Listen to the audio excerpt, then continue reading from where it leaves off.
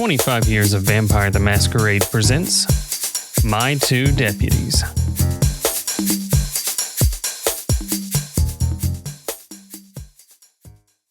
Hey folks, Brennan here. Thanks for tuning in to our 25 Years of Vampire the Masquerade podcast. If you want to reach out or follow us, we're on Facebook and YouTube as 25 Years of Vampire the Masquerade, Twitter, Instagram, and Twitch as 25 Years of VTM, and on our website at 25yearsofvtm.com. Support us on Patreon at patreon.com/25 Years of Vampire the Masquerade. We also want to touch base on the upcoming Werewolf the Apocalypse Retaliation game by Flyos. It's soon to launch on Kickstarter beginning November 15th. The game supports 1 to 4 players rebuilding a cairn in Yellowstone Valley before battling the worm. Head on over to our website or werewolftheapocalypse-retaliation.com to not miss out, and remember, visit the Kickstarter on November 15th when it launches. Thanks for listening and enjoy the show. Wow, I just feel completely on the spot. However, everyone, this is for you folks joining us today. Thank you so much. I think it is exclusive for you to be privileged with us. But I am DJ. I will be your storyteller for this evening. Welcome back to 25 Years of Vampire the Masquerade presents New York by Night. And we are still taking a poll within ourselves as in the other players to find out what the name of our chronicle is going to be. But usually we have about 1 or 2 sessions before we kind of feel ourselves into it.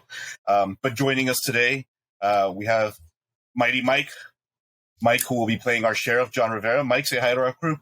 What's good, y'all? How y'all doing? We got our Brentron, who will play one of our deputies in the form of Dino. Hey everyone. And last but not least, Bob, who is going to be playing a Mr. Gaetano. Be nice.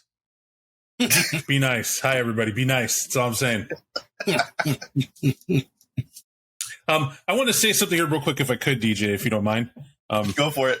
Is your show you're running here. But real fast, folks, this actual play is something that we've been doing for a while. I know there's a little confusion in the community. We announced something new. We're going to clarify. We did end 2 podcasts. One is ST Circle. This is on account of, we said it from the beginning that we were there for the players for the questions that were asked, as long as those questions came in and people had them, or situations to talk to us and ask us about, we'd keep it coming. We hit a point where we felt it was disingenuous to find problems at a point to discuss because people just didn't feel comfortable coming out and saying it. And so at that time I said, hey, let's not force airtime and let's let that be genuine, because we're always trying to do that, is maintain a level of at least genuine, show be damned. The second thing, we were running 2 podcasts per month for quite some time.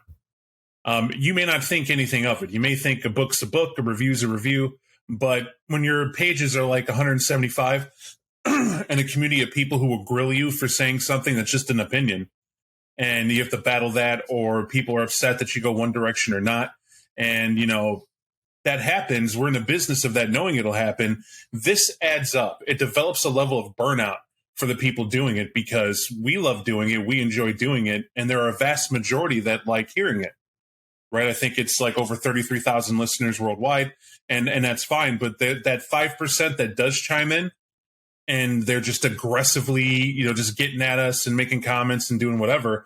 And to be honest, light by compared to what the industry has to deal with, we enter the trenches, we answer, and we try to help people understand where we're coming from and give them a platform and at least allow them to be heard.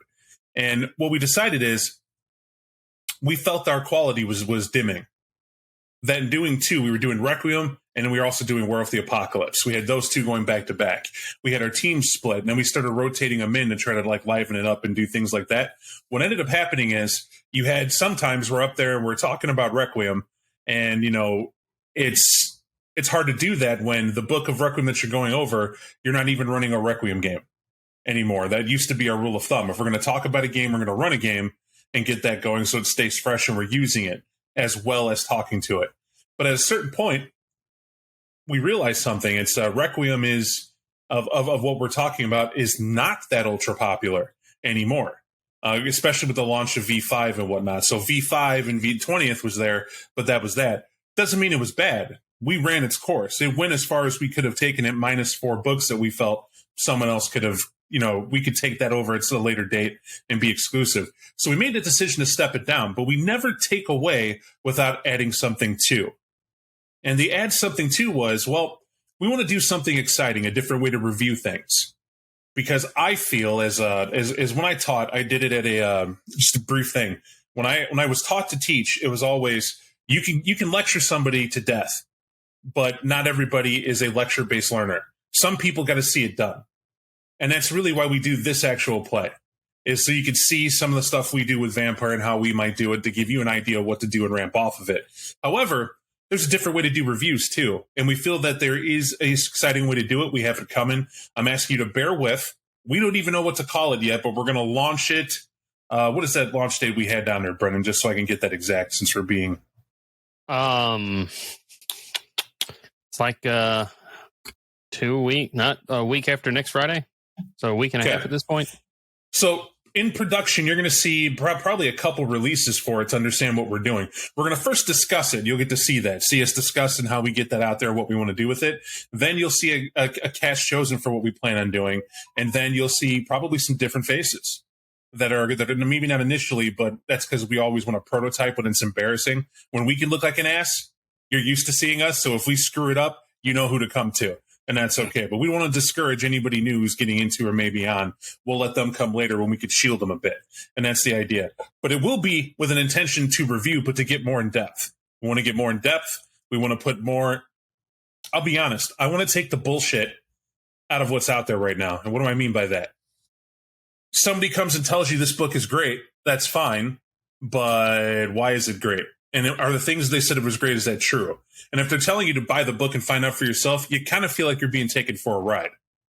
Like, okay, you're telling me it's great, but what do you get out of me buying this book? And what if I read 3 pages and don't like it at all? I don't agree with your opinion. Well, that's when we do a retrospective podcast so you can have a heads up. We give you a taste of what's in it, what we think about it initially, and then maybe you go buy that book. And because now you have more of an incentive. Is that good enough? And I feel that there was a better way to do it as well. But we're keeping the traditional on top of it. So the traditional is going to continue going down the review just like you know it. And we're going to finish off Werewolf the Apocalypse because Werewolf 5th edition is around the corner. So we're going to keep that going and do the other one as well, pretty much just like we did Vampire and V5. However, when that transitions to a different book genre, we'll let you know. You'll be ahead of that. That's per normal. The other one is going to be delivered to you in a very unique way that we hope. I sincerely hope, since it was... Well, it was me and Brennan. I'm not going to let Brennan just kind of get out the door for that. I'll take the major hit for it, but we were spitballing and said, this could be great. And then Mike and Deidre were like, yeah, that'd be a lot of fun. I'd be totally into it. Well, we really hope we're correct. And there have been other folks who wanted to see it too. Now, why I say it's bullshit, because you'll hear in the industry them defend theories and points, and we did this because of this, and this is why we did it. We want an investigative approach to that, and we're going to show you that. So be excited for it. We don't know what to call it yet, but I promise you in a week and a half when you see it going, you're going to tell us what you think about it, let alone what to call it. So we'll know it there, but it will be good.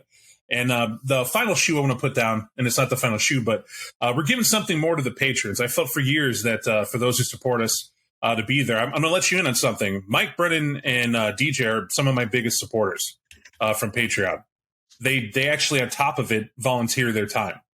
So before anybody starts thinking that I'm paying out these big, huge paychecks to these guys, you need to understand something. No, I'm not. I'm not earning the riches of Solomon here to be able to do. I'm not competing with anybody company-wise to do that, right? This is to keep the ship running and keep the lights on. That's really what this is. And they contribute to that as much as myself does. So for that, I give you from the bottom of my heart, thank you guys and all my love and all of patrons. And because of that, we want to give you exclusives, more content. So what that means is podcast first a week in advance, this actual play before anybody else, a link to join live to kind of chime in and mention and maybe shout out, Mike, don't do that. Stay the Sabat member you are. Stop trying to be a KM member. Everybody jump Cardius. Like we heard this after the fact.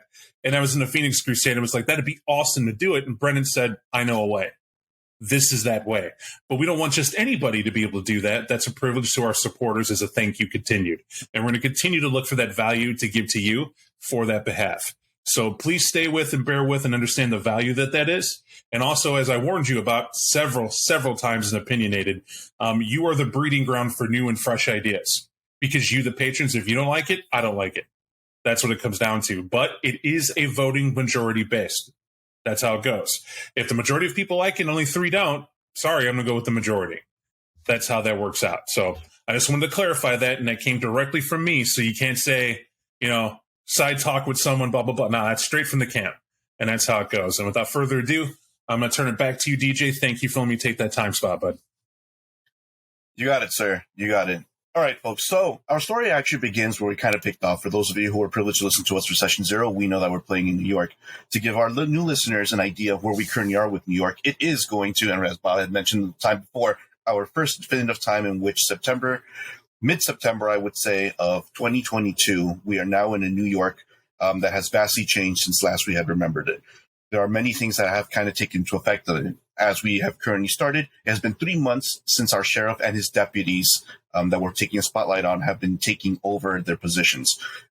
We understand that the Second Winning position is a very real thing. New York has also changed in many ways.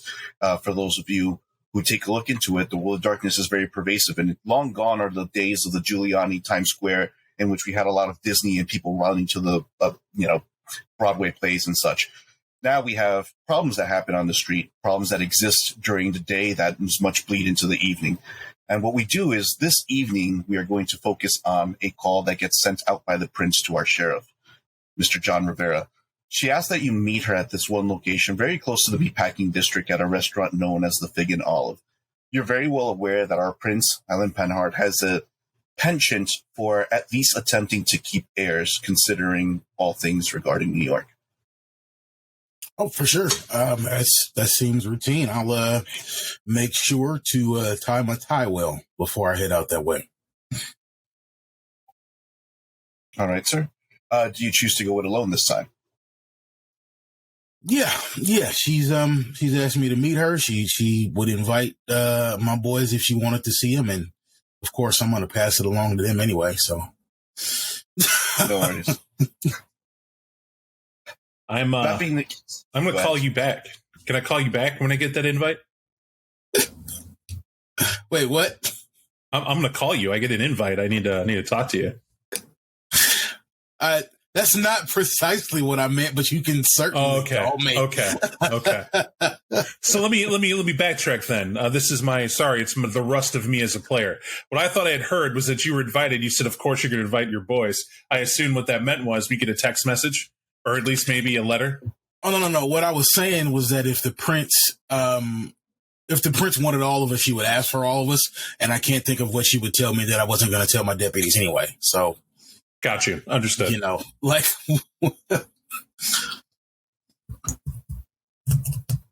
What that means is I don't need to call him DJ. Just FYI. No worries. I saw that little twinkle in your eye for a moment. However, Mr. Rivera, prior to getting there, are you doing anything to prepare for this? I'll make sure my pistol's clean and wash my car. No worries. You have to expect an inspection when you go see the chief. Sounds good. Without any further ado, you do end up getting to the Fig and Olive. The Fig and Olive itself is quite a nice restaurant, as you will be able to see shortly here. And this is what it looks like prior to it. The only difference, though, in this image is that there are a couple of scattered bodies around here. One of the things that kind of takes into effect that you definitely know is that, well, you are her sheriff, right? So then in your absence, who else would be present? You'll take a quick look inside and you'll notice that there's people that seem to be kind of wandering around. No more than about 20 seem to populate the area. It seems like they're just kind of in static locations, whereas you're not able to see the prince just yet, or at least not from the view as you start to walk in.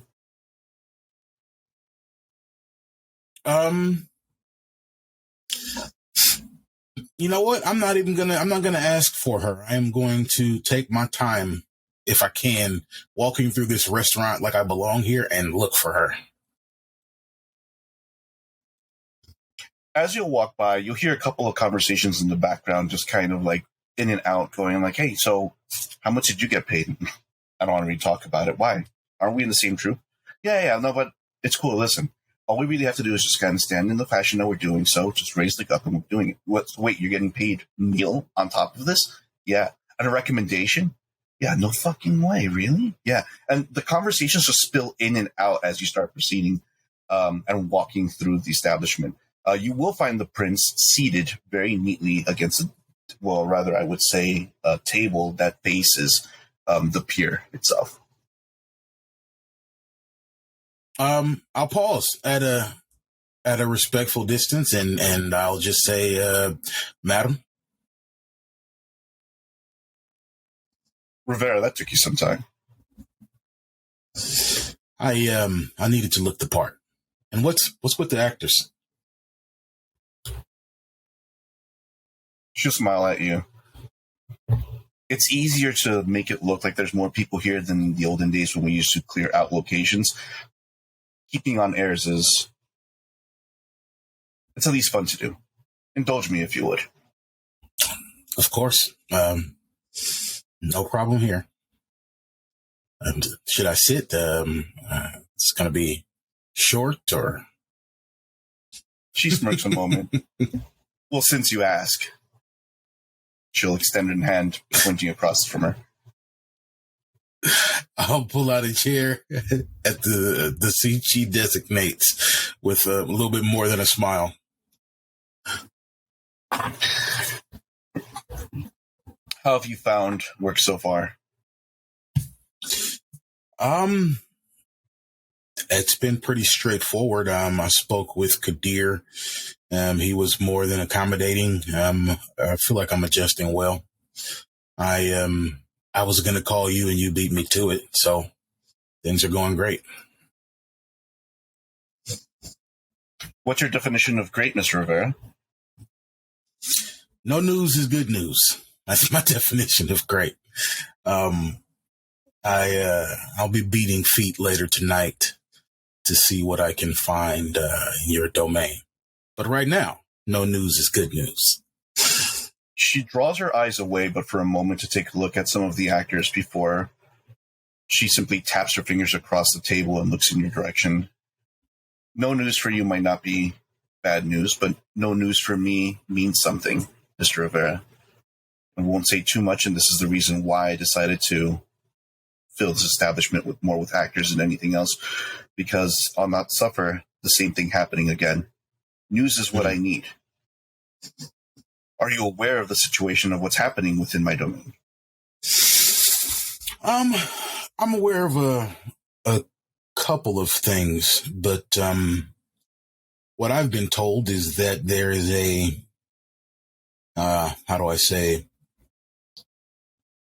greater than expected presence of the especially young and thin around here. I wasn't aware of that. I planned on looking into it. Beyond that, no, nothing especially fresh. If there were, I would have called you first.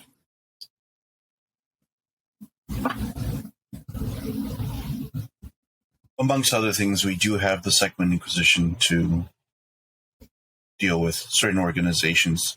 There are too many things that are kind of rooted into place, and I cannot yet dislodge them because of where we currently are and because of stability that we must be able to keep.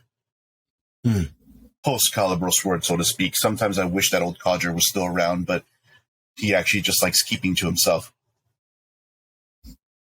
There also is rumors regarding the Sabbat that I would like investigated at one point or another. They haven't gone. I'm sure Kadir had mentioned that to you as well. Of course. He said, if I remember correctly, still lurking about, don't let my guard down. New York hasn't changed in the way that some folks think it has, something to that effect. There's a thin smile that kind of appears on her face for a second. That's right.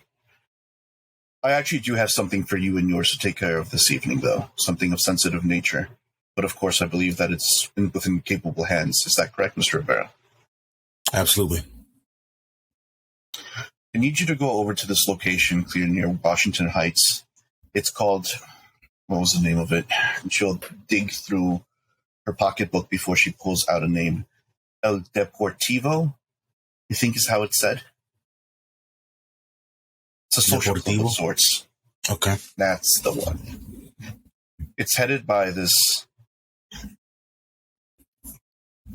one Chuchi Alvarez,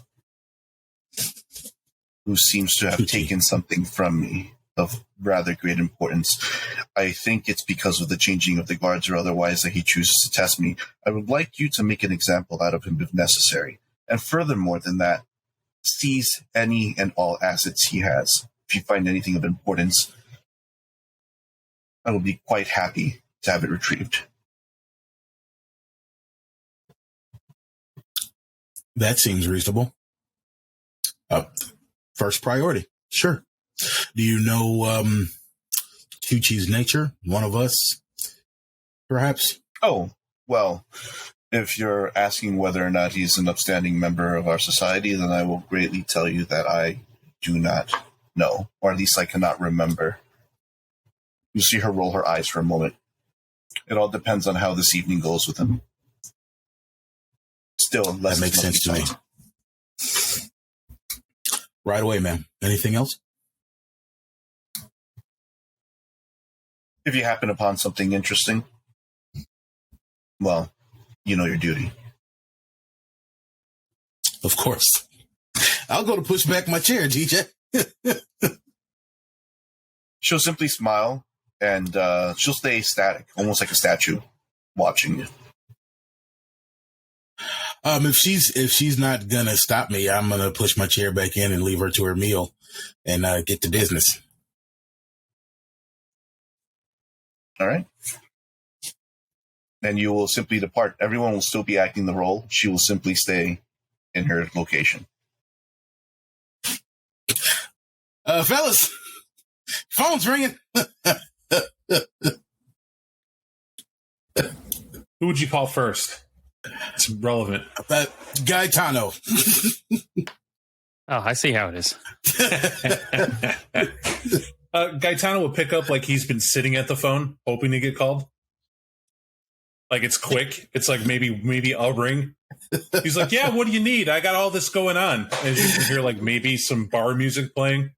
Probably an odd pinball of Pac-Man going on in the background. Just like, hey, we got business tonight, the fun kind. Meet me like 3 blocks west of El Deportivo. We'll talk about it. El Deport. Can you spell that for me real quick? I got to put that in the phone, the Googles. Depor Tivo. You remember like the DVD thing that used to record live television? Yeah. I got you. I don't know why you're yelling, but I got you. I got that. All right, appreciate it. I'll be there. Do you need me to bring anything? Like you need a beer? You need maybe some nachos? Nah. Don't bring nothing you want to keep. That's a weird phrase. You need me to bring like the sledgehammer? I mean, what are we doing? That might be useful. We can get another one of those. You got it. I'll settle for the crowbar, though. The sledgehammer didn't have the heft. Fair enough. He'll hang up. But he is going to text Dino, and all the text is going to say, don't bother lifting today like I scheduled for you. Instead, bring something heavy, like not dancing shoes. Work boots and tarps. Hey, how tall are you? I need to size you for a jumpsuit. And I'll be getting in the car, DJ, and expecting a call from the sheriff. The phone is indeed ringing as you respond to a text message. He'll answer it. Hey, boss. Hey, we got business with a Chuchi Alvarez, somebody at Deportivo. I'm going to meet G 3 blocks west of there. Just meet up with us, will you? Yeah, sure. Is this cleaning up a mess? Is this causing a mess? Is this causing a mess and then cleaning up a mess? Definitely making one and maybe cleaning up after, depending on how it goes. Yeah. All right. I'll bring the work van. Sounds good to me. See you in a bit. And I'm heading over to, and I'll message him real quick. Hey, you didn't tell me where. 3 blocks west, damn it. 3 blocks west of El Deportivo. I will head there, DJ. What I'm going to do, DJ, is I would like to text Spider, my contact in the Bronx. I'm asking what he knows about a Tucci. Tucci Alvarez. He'll be like, "Hey, you got time for a quick talk?" Yeah, I'll call him direct. I just didn't know what he's doing. Can't interrupt them gang types. So you give him a phone call. You hear buzzing in the background. You hear him go like, "Hey, stay still." God damn it, man! How you gonna fuck up this fade? Nah, yo, what's going on, Gaetano? Hey, what I got going on is I don't know what I'm walking into. I got a buddy who's real vague. Said I got to bring some tools, if you know what I mean. So, Tucci Alvarez, ring a bell to you? Is he like is he in the camp, or you don't know who this guy is? Tucci Alvarez. Coño, man, there's a lot of men. You have a little bit more you can tell me? Like, where he at? Yeah, where I'm going to is 3 blocks west. I forget what it is, like a TiVo something. Deportivo. Oh, Deportivo, you mean that club? It's a club. He didn't say that. I got to wear gel. Yeah, I'm going there. No, wait. Hold on. It's a social club. You know, like one of those things that these white folk do every now and then. They kind of get together. But these Dominicans, these cats over by Washington, they have a really banging night going on. They haven't stopped dancing in a long time. But I know that Alvarez. If it's the same Alvarez that we're speaking about, I told you to fucking stay still. Coño, man. Hold on 1 second, Gaetano. Listen. Take your time. Listen, take a fucking walk. Come back in 5 minutes. This is an important phone call for me. You hear him like walk towards the background. You hear a little bit of an echo. It almost sounds like he's inside of a bathroom of sorts, almost as if it's just bouncing off the tiles. No, yeah, man, that guy's a puff piece. No kidding. Okay. Yeah, no. He hangs out there. He picks up people. There's a lot of talk that he swings both ways and whatever the case is. But Deportivo is usually where he hangs out with his boys and such. Why, he got into some shit? Well, I'm just wondering if he's connected. I mean, if this guy's a powder puff like you say, he ain't nothing. His boys are, is what it is. But if he's got clout, that's what I'm checking on. He don't got clout with the usual crowds. He ain't running with any of the heavy hitters. But he's got some people in the background that might be able to do things. Primarily as it comes to blackballing, blacklisting stuff. Every now and then someone gets fucking smacked up. But nothing of the violent variety. You feel me? I got you. Tell you what, I appreciate the heads up. And the other thing I'm calling about, you had me looking at that thing for your cousin about his grades in school. Did he find that cheat sheet helpful about how to get through that physics? No, yeah, bro. I had to set him a little bit correct because that cheat sheet you gave him, he actually tried tattooing on his hands. I told him he was an idiot for doing so. He said that stuff was erasable. I told him that wasn't like he tried saying it was you that told him to put it on him. I was like, nah, the fucking coach wouldn't do anything like that. So I talked to him about it, but don't worry about it. He's going to set it straight. But the good news is he did pass. Barely, but he passed. So I appreciate it, man. That's the point. Anything I can do, you just call me if you need anything. I appreciate it, Spider. No, yeah, same thing. I'll talk to you later, man. Bye. I'll now head out with more confidence that this is going to be easier than I thought. And to let DJ know, I will bring the weighted crowbar, not the sledgehammer. No worries. Unless anyone has any other further preparations prior to going. All right. That being the case, then, you gentlemen will end up driving into the neighborhood. The neighborhood itself is not too far off, as I was mentioning, through Washington Heights.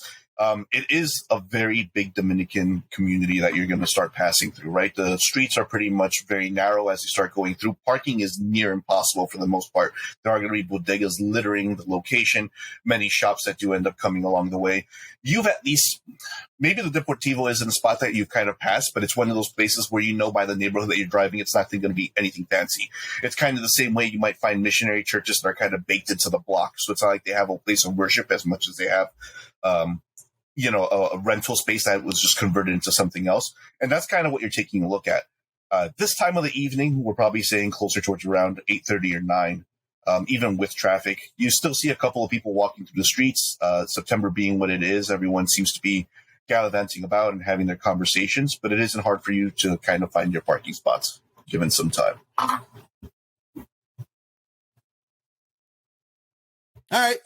Well, I'll pop out of my vehicle and kind of make a little huddle up gesture when I see my guys. I'll come over and have a smirk on my face, but I'll pause. One, I did forget the crowbar, but I'll hold it up and point at it, and then point at the sheriff. Like, you want me to bring it now? Can you hide it? Like, is it a pants leg situation, or how much crowbar are we talking about here? It's a weighted crowbar. They use this to crack open doors for the fire department. No, I can't bring it in my pants. I appreciate it, but there's not much space down here with the sock I put there. Okay. In that case, leave it in the car. Leave it in the car. I'll give it to you straight, folks. This comes from the top. There's a Chuchi Alvarez in here. He's a problem. We're going to remove the problem. Not necessarily permanently, but we need to talk to this man and set him straight, right? See what his situation is. Whoa, I got to tell you something about setting him straight. That's not good. I mean, man's got a right to choose which way he wants his swing set to go, you know? Oh, no. Shit. 2022. Okay. What I mean is he has offended our lady and we need to unoffend her. What do you do? Call her fat? Sounds like he stole something. Oh, all right. We need to be clear about this. So he stole something. We're here to get it back. Yeah. All right. Just checking. Well, you got to be direct. I offend a lot of ladies. You know, some I whistle, they don't appreciate it. Others I buy a drink, they don't like red wine. I mean, I'm just being, on the up. But I got to tell you something. Dino, did you bring that Banaka for your breath? Banaka? Yeah. What is a Banaka? It's a spray. You put it in the mouth, like hit it in the tongue, usually. Gets rid of bad breath. Like, I find that you get that coppery, like Type O does it to me real bad if they were drinking. Guy. I told you, that's not my breath. That's the odor that's sunk into my shoe. I'm going to have to get a new fucking wardrobe. Well, what I'm saying is, Dino, you're real pretty. And out of the three of us, you're the prettiest. And what I heard about Tucci is, you get more flies with honey than vinegar. And the way you looking in that jumper, I'm just saying, we might not have to go and look for anyone. We just got to get you to the bar and get a drink and look available, you know? Wait a minute. Wait a minute. We're not dating Chuchi. Is that right? Okay, good. In which case, what I'm saying, hear me out, boss. Hear me out. This is a difficult sitch. We're in public. We don't know how he's going to respond. We don't know if he's going to play rabbit. We don't know if he's going to sit and have a chat. We don't know. But in there, he's got all the power. Everybody's around, we got that sort of thing going on. How about we play a little fishing? Dino goes in, shakes his tail feather. Maybe we tear his shirt a little bit. Kind of review the burger, the nice little fur patch. I'm sure his shirt has buttons. Come on. You know what I mean? But you know what I'm saying? Get him to the counter, just kind of, woohoo, how's it going? Maybe dance a little bit, buy him a drink, whatever you got to do. And then when he comes outside, then I can use the crowbar. Okay. All right. You're not staying outside. We're all going inside. We're not wearing gang colors. Nobody has to assume we're together. Right? We'll just go inside. Now, G, you can hit the dance floor. Dino, I don't know. Go to the bar, flirt, whatever floats your boat. We got to find this guy, and ideally without setting the building on fire. Now, speaking of fire, Dino, Guy, would either of you happen to know how to maybe get a sprinkler system to turn on without calling the actual fire department? Yeah, I know all about that. You'll see John just look at you like, really? Go on. Yeah. Well, you said without it calling the fire department. Right. Well, what if I said that you turn a sprinkler on, it automatically calls the fire department? You can't control that, but one can call afterward and let them know it's a false alarm. Some idiot pulled the alarm. It's working weird. Just letting you know. All right. I like that option. Any comment, Dino? Anything we need to know? I know you deal with these people. Are we just trying? Is that like if we have to make a mess or something to get people out, we can just get him to walk out? Is he a person? No, He's not a person. Otherwise, we wouldn't be here. Okay, Dino, we're all people. First of all, Let's not be bigoted in 2022. We're all people.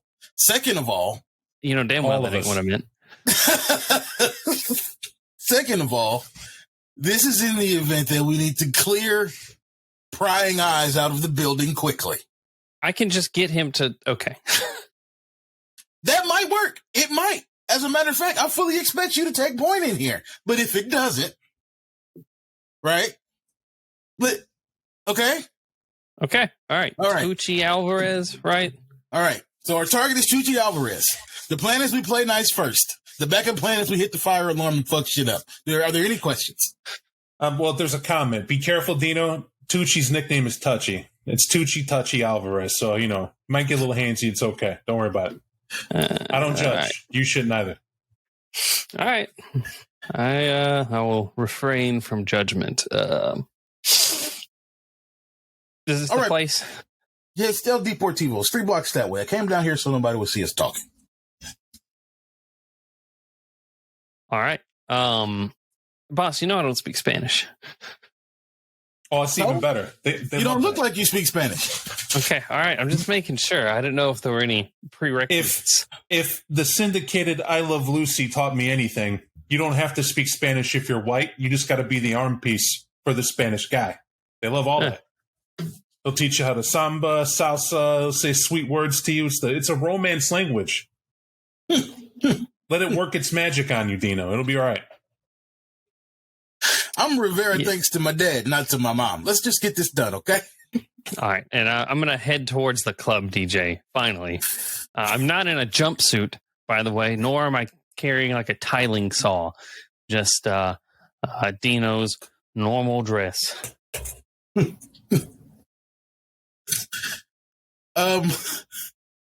Guy, you go on ahead of me. I'm gonna try to do my thing that I do. Yeah, you got it.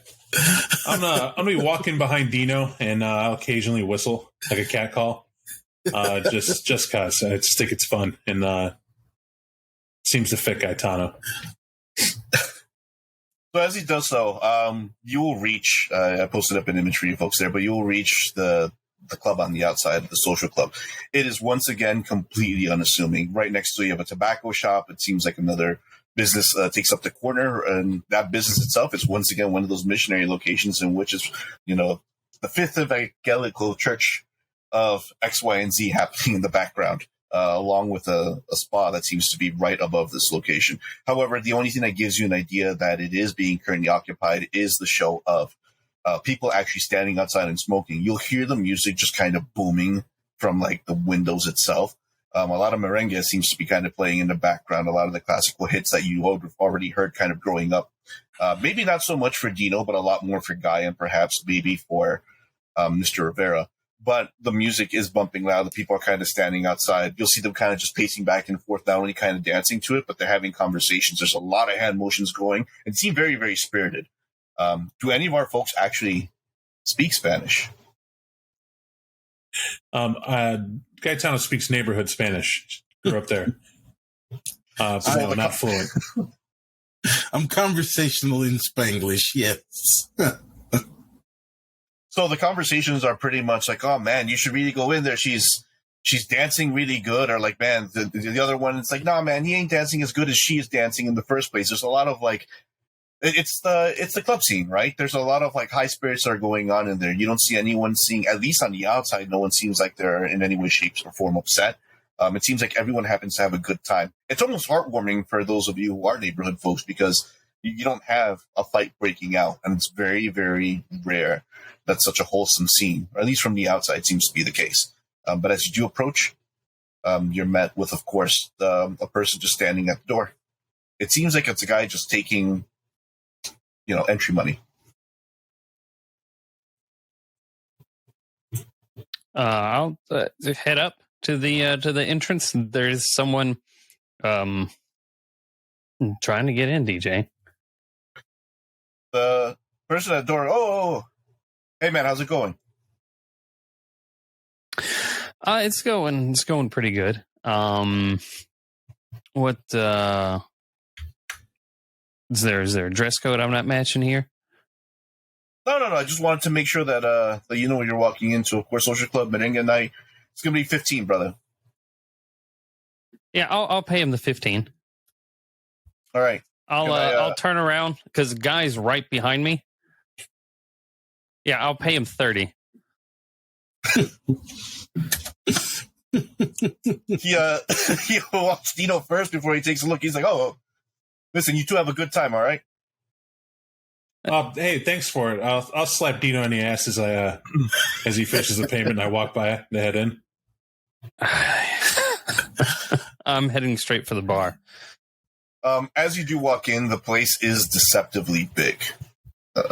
You will hear the music playing. There are going to be couples dancing all over the place. The sweet smell of sugar is in the air. It's a combination of people's colognes mixed in with the sheer amount of alcohol that presents like all that fruity, fructose smelling things. Your canine senses or your kindred senses in this particular case are easy to pick it up without even telling it, but there's also that sweet smell of sweat, dancing, pheromones up in the air that many humans would not probably be able to get outside of the thought of what they would anticipate, but you being, of course, vampires in the fashions that you are do. Walking in here with all these people here, first thing Dino's going to do before heading to the bar is rouse for Blush of Life. Head in just a little bit better. Go for it, Senor.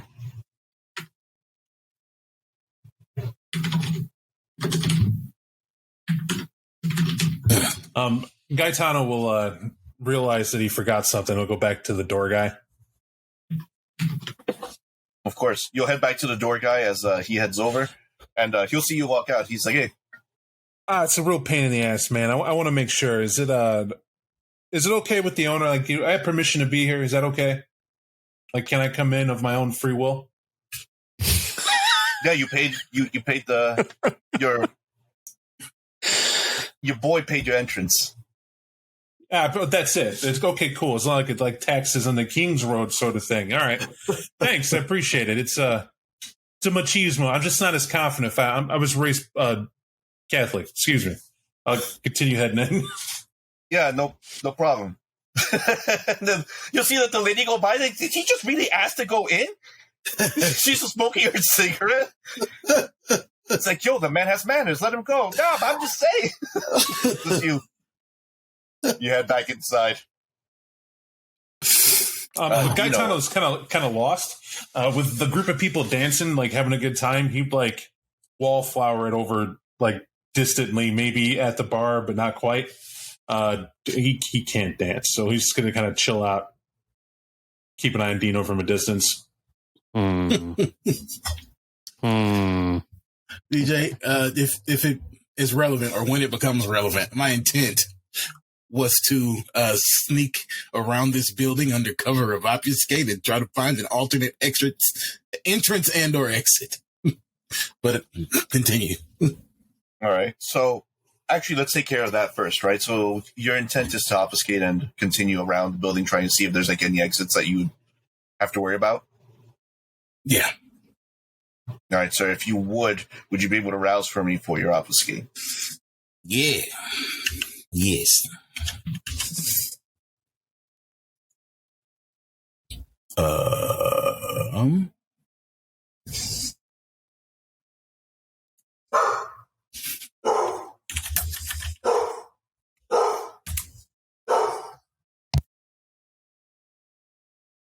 All right. Well, hunger increased.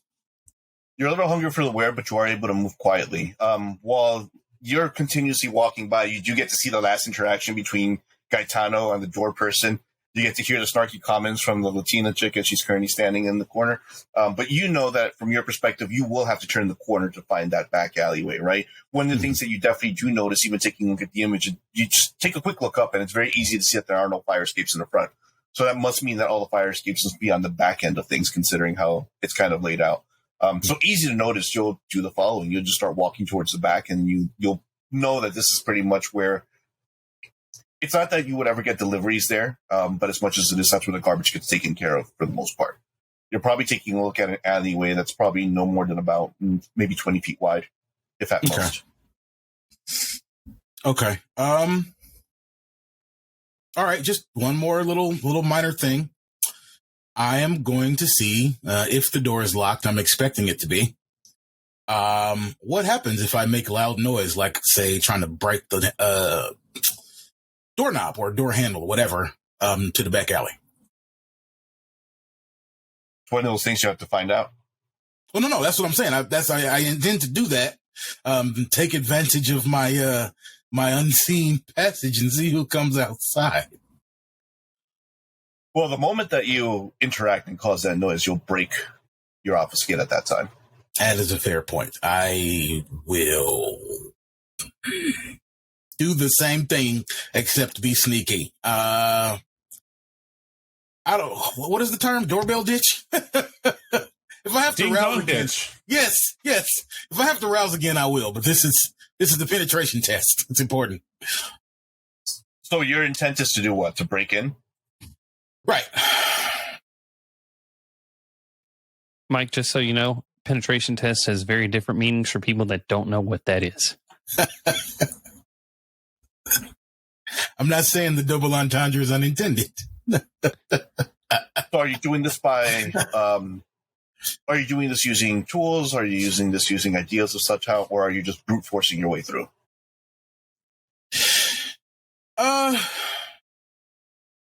Tools. I don't have a lockpick kit or a hammer. Like a crowbar? Yes. I'm doing this using a crowbar. I'm doing this using a crowbar.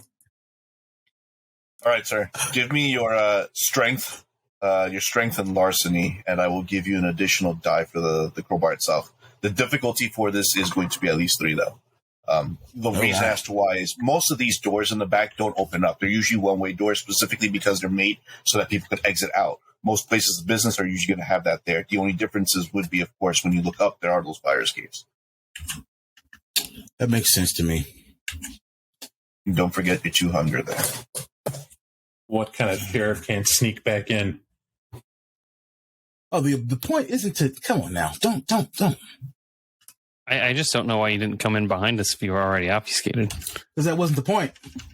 I could have just came in the front door. If I was just going to just come in the front door, I could have just came in the front door.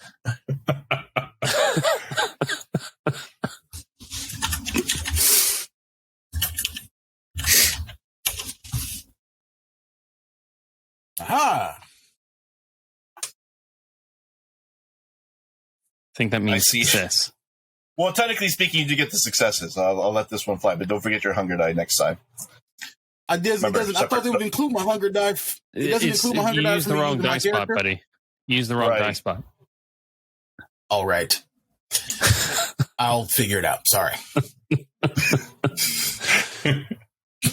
All good. I'll do it again. I'll do it again. No, you're Cool. good. You're fine for this Yes, one. no, Just maybe remember so. for next one. Okay. No, you're good for this All one. right, all right. Because the successes are still 6, so you're still kind of good there. What you'll end up doing is that you will kind of get to the back and you'll grab that crowbar and you'll take a quick look around. And sometimes old habits are hard to break, Mr. Rivera, as you'll jimmy out. You know that you're even obfuscated, but that's what makes it even worrisome for you is because, like, those are just some of the ticks that you've had. You'll pull out the crowbar itself. You'll take a quick look around before adjusting your face, almost as if, you don't want to get caught. But then you go, you'll push it, pop. You hear a distinct pop that'll let you know that the door has gotten broken ajar. This thing is, for all effects and purposes, you did literally break in. That door is functionally not going to function in the same fashion as it did before, but you do hear the music spill out into the back hallway just a little bit. There's also a faint smell of food, like adobo, some garlic, things of such nature for coming in from what appears to be the kitchen. All right. Nauseating as that may be, let me give you another rouse check. My intention is to proceed in, work my way inside from the back if there's not an interruption. Because you see, I gotta get my unseen back proper. Stand by. Sorry about the delay. Damn it. These bots. Don't judge me.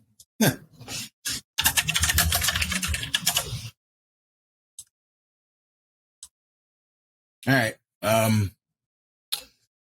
Yeah. I'll get all slippery and obfuscatey again and see if I can work my way towards the dance floor from the kitchen. Well, one thing that's going to happen is after you bust it open, you will have to wait. And one of the things that does happen is as you wait, someone is going to come next to the door for a moment. It's going to be an elderly lady who seems to be managing the kitchen. She's like, oh, my God, who did this? Why would it? Do you think they're trying to mess with us again? And then you'll hear a small conversation happen in the background, be like, I told you they're trying to break in again. What are you talking about? Some people have been trying to do it the last couple of nights. To just listen, take a look at it. Oh, man, they're not going to be happy with this. What am I supposed to do? I can't just put like a crate next to it to hold it open.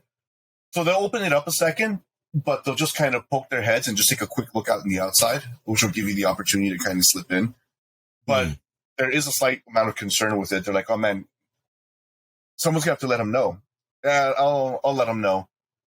Who's going to fix it for now? Don't worry about tonight. Listen, I got a way of doing it. And you'll see someone just kind of go get a piece of like the twill rope that you use to tie up newspapers with and just kind of jimmy something close so the door's kind of like taut together. Held on by like the drawer or something, the rope, and then like where the door would be. But functionally speaking, that door is not going to close, at least this evening. Good to know. Wait a minute. They said somebody's got to let him know. Him. Aha. I need to know who him is. I'll be telling that person. I'm sorry?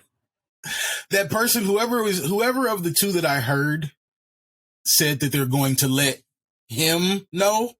I need to know who him is. So that person will be my new Patsy. Your new buddy? Yeah. You'll simply stand there and wait for a while before you actually start seeing her walk out towards the double doors that lead into the club proper. And it's not too far off because the bar is literally right there. So imagine this. You have your kitchen. You have the bar that's in the back with your two double doors with like your two mirrors so you can actually see some coming in and out so you don't bump into them. And then you'll see them currently just walk over. And they'll be like hand motions all over the place pointing to the back. You'll see like the bartender, who seems to be like this guy who's in his like early 40s, just kind of tilts his head. He's like, in the meantime, though, Dino, you currently see someone walking out having that kind of expression at the bar itself. They're like, oh, you're about to order a drink. And he's like, oh, wait, hold on a second. That's shit, man. Who's going to tell Chuchi? I'm not going to tell him. Mira, just do this. Talk to Damien over there, tell him to fix the door, because he's going to be real upset about it if he has to listen about it. No, everything's going to be fine. Sorry about that, man. What can I fix you up with? Oh, I just I'll order some like margarita, DJ. But as he's doing this, I'm going to pop off so he's focusing on me, and I'm gonna be like, what's wrong, man? Why are you so high strung? Who's this Chuchi guy? Is he your boss? No, man. Chuchi helps out here. He this is his night. He promotes. He's a promoter. But at the same time, he's the one that he puts a lot of money in, right? He makes this thing happen. Look around you, man. Many good-looking men and women doing their thing. All right. Is he so he's promoting all of this? Where is he? I would imagine he's busy all the time on his nights, right? No, yeah, he's probably walking around somewhere right now, taking care of things. Sometimes he entertains guests. He's a little bit popular with all, the ladies and the guys. 2022 is a different story, but hey, man, he makes it happen. Oh, does he? I'll keep an eye out for him. I'd love to meet him. I tell you what. Why don't you go see him and tell me or tell him there's someone that wants to meet him, and I'll use mesmerize on him as he hands me my drink. He'll look at you for a moment before his eyes just kind of glaze over. He's like, "Oh yeah, you got it, man. Dame un segundo. Let me see if I can find him. Hold on 1 second. Mira, saludos a Chuchi. No, yeah. I have a friend. Oh man, I'm sorry, I didn't get your name. Who should I say is looking for him? Dino. Dino. Listen, man, I can't trust these people to do something. Do me a favor, just watch the bar. Tell them I just went to go ahead and get Chuchi. I'll be right back. For sure. I got you. And as he does that, I'll like turn around in my seat at the bar and I'll just raise my margarita over to Guy over on the corner, being the wallflower. Give him the thumbs up. He's doing great. And, I'll Guy will not just continue to be the wallflower. Instead, what he'll do is he'll walk around and he'll get a drink. He'll order that. Oh wait, he'll wait in line to get a drink, as he'll realize the bartender's the one who left, and he'll just kind of stand at the bar. How's it going? Nice shoes, great shirt. Mingle awkwardly. They'll look at you and they'll be like, "Hey, man, your first time here?" See. Be like, "Listen, man, it's a great vibe. You just gotta be in there, just dance. Don't worry about it. They have a person who actually teaches on Saturdays and Sundays, couples dances and stuff. Or if you want to do it solo, don't feel bad about it. They have couples as well with 2 different types of instructors who'll be able to help. You just gotta get into it. You know what I'm saying? But good to see you." Yeah, that's awesome on Saturday, right? Come back, do that. Yeah. If you want to go ahead and dance. One thing, look, mira, all you have to do is when you take a look at them, it's like the rhythm 1, 2, 3, 1, 2, 3. Simple as that. Well, I'll tell you what, for the instruction, I'm willing to pay you, but I also got to be honest with you. I'm here with my friend. We're doing like a movie thing. Really, he picked me off the street. I heard of this club, but he's looking for dancers. He's my gay friend, so don't make it a thing. But he's right there. He's one with the margarita. He'd like to open a tab with you folks, though, if that's good. Like, he's really just trying to get a good idea of how to dance and do it. Can you guys kind of get into it, kind of show us what it is? No, man, he looks muy guapo. He's got that face about him. Is he a movie star? What, him? We're trying to keep it down low. Like, it's, how there's, what's that guy? Old guy, pirate guy, his wife pooped on his bed. Oh, like that. Oh, that's fucked up, bro. Yeah, he's the next Johnny Depp, but he doesn't have a wife with a problem with their bowels, right? That's not him.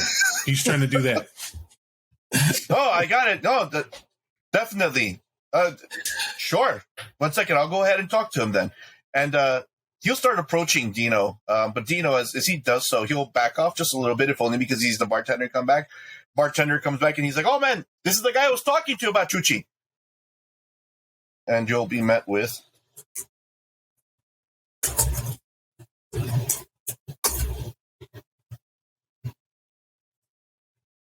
He'll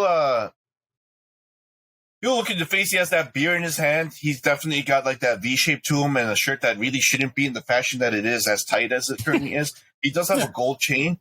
But when he takes a look, he takes a quick look over at you, and something kind of strikes him a little bit. He's like, "Oh, I thought, man, why you bring me to this good Dino? That you?" Yeah. Chuchi, I've heard a lot about you. It's good to meet you. Yeah, look at Tigre. Well, how can I help you? Oh, You enjoying this night? Say what? You enjoying this night? Yeah. I'm loving it. That's why I was wanting to meet you. This is amazing. This is a great find here. I heard you're the one that set it all up. That's right, man. Chuchi Productions. Chuchi Productions. You got a business card or something, Chuchi? Yeah, man. Hold on a second. He'll dig into like his back pocket and he'll pull out. It's not the fanciest like letter casing that he has for his card, but it's just fancy enough to let you know that he has money of sorts, right? He'll pop it open and he'll like hand it right over to you. And it's funny because the card that he gives you does say Chuchi Alvarez on it, Chuchi Productions, but like the little icon that he uses is like the same tiger that's like embroidered into it that you would find like on the Chinese like tiger embalming things. He just liked the way that tiger looks, so he kept it as his icon, as his trademark signature. And he hands it over. He's like, "Man, we do parties, we do parties, we do quinceañeras. I mean, sweet 16s for you, right?" not for a long time, Chuchi. But I got a niece who's about turning that age. I'll keep you in mind for that. But no, we've got some other clubs starting up in Manhattan, or really started up. But thought if you threw something like this, you could really help us out. I've actually got one of my partners here with me. If you don't mind talking to him for a minute. No, yeah, go ahead. Yeah, I'll go over and I'll like raise my drink over to Guy again, but motion for him to come over here.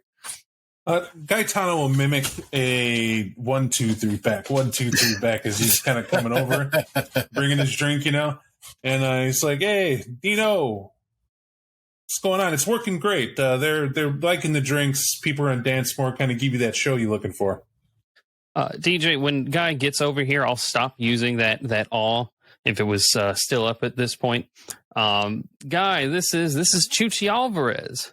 Chuchi, this is my partner, Gaetano. I always just call him Guy, though. Guy, Gaetano, like Italian. Oh, que pasa, man? He extends his cold beer hand. He'll just move from one to the other and extend his hand to shake it. While he does that, DJ, I'm going to take a couple of steps back, like I'm giving them a little bit room to talk, but I'm not abandoning them, and I'm pulling out my flip phone, and I'm messaging Riviera. Guy and I have Chuchi over by the bar. So, I don't know if he's told you yet, Tucci. I'm a guy kind of cuts to the chase. Thing is that the business that he's in, that I'm in, I'm really like a local scout. I'm over from the Bronx, you know how it is, and he's looking for an authentic, down-cultured version of New York City's mix. You know how they give that whole melting pot thing to the U.S.? Everyone thinks in New York when it comes to it. They're not wrong. However, you know how it is. We all got our neighborhoods, places we go from, and well, he's looking to get some people potentially on set, if you know what I mean. We got people who invest that we can't, like, we're not looking to star splash. We're looking to get authenticity. So we're not looking for the very best, but this club seems pretty talented to show local fare, appreciating sort of this Dominican, right? Yeah, authentic man. Dance cultural. Straight up. You know it. That's what it makes it good. This neighborhood is good. These people are good. That's what this is about. I don't know how you want to do this, Dino. Did you want to show them the photos we got out back? We're not out back like there's some weird ass place, but in a car we got the portfolio. We could show you kind of what we got in mind and what we got going on for that sort of thing. But naturally, we didn't bring it in. It's a little awkward to lumber that sort of thing around. But did he mention the boss? No, not yet. Not yet. I didn't want to like plunge him right into the meat of everything, right? That would be rude. But we do have we've got concept pictures up. We've got, of course, like projections, all the boring paperwork stuff. If you're inclined to talk to us about it tonight, he'll take a quick look at his wristwatch for a second. He's like, "Yeah, man, I have like 20 minutes. 20 minutes good." I think 20 minutes is more than enough, right, Guy? Yeah? He's a quick talker. I don't know. He's either going to like you or he won't. You know how business goes. No, that's fine. That's fine. How about you come with me? I take you to, I got them out of the office. We can speak there for a bit. Yeah. Cool. He's like, Alfredo, whatever these people want, you get them something to drink. Send it to the back. What do you guys want to drink? Tequila Sunrise. I look at Guy. You got like a 40-year-old bourbon? Tried. 40-year-old. He's like, Alfredo, we have that? You'll see Alfredo go like... All right. How about something Cubano? Surprise me. Okay. I mean, we also have Mama Juana's. You want a Mama Juana? Yeah, whatever she like. No. It's a special thing. And then you'll be like, Alfredo, man, he's like, no. You'll see Chuchi take a look at your Mama Juana. We usually grab these herbs, and then what we do is that we put it inside the rum, right? And then you let it stay there, and the longer it stays, the better it tastes, man. You had me a rum. You had me a rum. Let's do it. Mama Juana. Let's go. Come on. Okay, Alfredo, you bring it to the back, okay? I'm going to be in the manager's office. No, you gentlemen, come with me. And he'll start heading over to the back. He's got that look, and everyone's like, "Oh, Chuchi, how's it going?" He's like, "Me that way. I got time is money, man. I have friends with me. I'll talk to you later, okay?" "Yeah, okay, good." And they start heading towards the back. And he'll lead you towards the back office. First thing that you'll probably start seeing is as you start walking through, it's not that you head behind the bar because you still see those double doors that actually lead into the kitchen itself, but you'll make an immediate right, and there's a small hallway that leads into like additional doors because this is a social club. So the social club itself, you'll start seeing where the bathrooms are. You'll see the lines that are kind of leading to the bathrooms. And then you'll see another, like, where it says employees only at the end of the hallway itself. And he'll lead you both over there. He'll take the keys out for a moment. He'll just do a quick knock. Oh, there isn't anyone. And you'll proceed in. As for you, Mike, on your particular end, Mr. Rivera, how are you choosing to get through this? I need to prioritize speed over stealth. So if I have to bump into somebody and reveal myself, I will, but I would rather not. I do not want to lose sight of my guys after they gave me the heads up. Oh, look, Chuchi. The first part is you're watching all of this interaction happen in the background, and they're doing the whole schmooze thing. And as you sit there like a puppy in the rain, but actually from the kitchen, you're watching all the interactions in the background, and it's only Gaetano's booming voice that you hear, and a bit of laughter. Dino speaks a little bit softer, and then you just kind of as they start walking to the back, and you're like, shit. Well, now, two options, sir. How do you proceed? Or if you're prioritizing speed over stealth, then I'm assuming you're bumping into someone? Yeah. I don't want to knock them on their ass, but I got to catch up. It'll be at least a good 15 feet or so that has kind of passed before you'll see, like, Alfredo, who's making his drinks, take a look at you coming in from the back. He's like, whoa, buddy. El baño's not here, way. The bathroom's right over there. Well, no, man. I'm looking for my guys, Dino and Guy. I couldn't catch up to them. They were a little too quick for me, but are you going to tell me where they went? Are you the boss? Those are strong words. Technically. Listen, yeah. I'll just go all the way to the back past the bathrooms. There's going to be an employees only door. That's the manager's office. That's where Chuchi took him. Listen, I'll be right there with the drinks. So what do you want to drink? Bloody Mary. Bloody Mary? Okay. Yeah. I'll be right over. Listen, I'm old school. Don't judge me, okay? Bloody Mary. Thank you. I'll thank you. I'll head back there. You'll walk to the back, and as Tucci opens the door, he allows you gents to enter first. Mike will probably get at the tail end of watching that door close, but in that meantime, he's like, "Oh man, have a seat." And in the back, you'll see the CCTVs that are just kind of watching the place, and it's not anything super dramatically amazing, right? If only because this is a social club. It isn't a club. It isn't like your big techno club. The things that you will see in there are going to be like chips, 2-liter sodas, like taking up an entire row. You'll see like where alcohol has just been kind of like placed across it as well. You'll see a laptop that's kind of open with the screensaver on. And you'll see a bunch of miscellaneous things back there, such as bookkeeping equipment, ledgers of sorts. And in certain cases, you'll see 2-3 lock boxes of money, right, where cash is usually kind of kept, especially if you were a bouncer. For you, Gaetano, it would probably be the easiest thing for you to spot out. Dino, maybe not so much, because he may or may not have been about that lifestyle.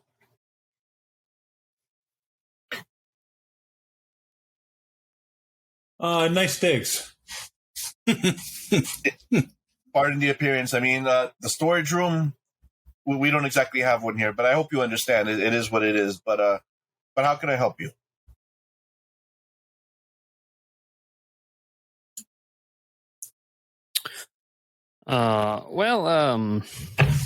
Chuchi, like we were saying, we had like business to discuss. Our boss is really the one that has the agenda set, but I appreciate you being so hospitable for this. And I'm trying to buy time until Riviera gets here, DJ. I'm just keeping him talking. Right. No more than about 15 seconds of you holding up, but Rivera, you reach the door. Knock. Nah. You'll hear Chuchi turn around. He's like, Alfredo, hold on 1 second. And he'll open the door. He's like, yeah. And he'll do it respectfully, right? He's not going to open up the door completely, but more so that he's opening the door just a crack. You'd probably anticipate a good half a foot just to see who's coming in there. And he'll take a look. He's like, oh, man, sorry, buddy. The bathroom's right over there. No. My name is Rivera. I'm looking for Dino and Guy. Dino and Guy. Hey, is that Is that you, boss? Is a shout out. Yeah, it's me, guy. You'll see. That's the guy you want to talk to. Chuchi will open the door and he'll take a look, and he's like, "Hey, ¿cómo estás?" Bien. Listen, Chuchi, and I'll kind of push the door closed behind me if that's possible. And I'll just say I'm here to talk to you. You've met Dino and Guy, right? They've been polite. Yeah, no, they have. They're great men. Great men. They're talking about starting up a new business endeavor, and they want to raise my people up. I'm all about that. How can we make it happen? You know, that might be on the list. That's a thing we could do. No bullshit. But first, I'm told that you've recently stolen a thing, and I really hope you don't pretend like you don't know what I'm talking about. He'll raise an eyebrow to that. What you mean, man?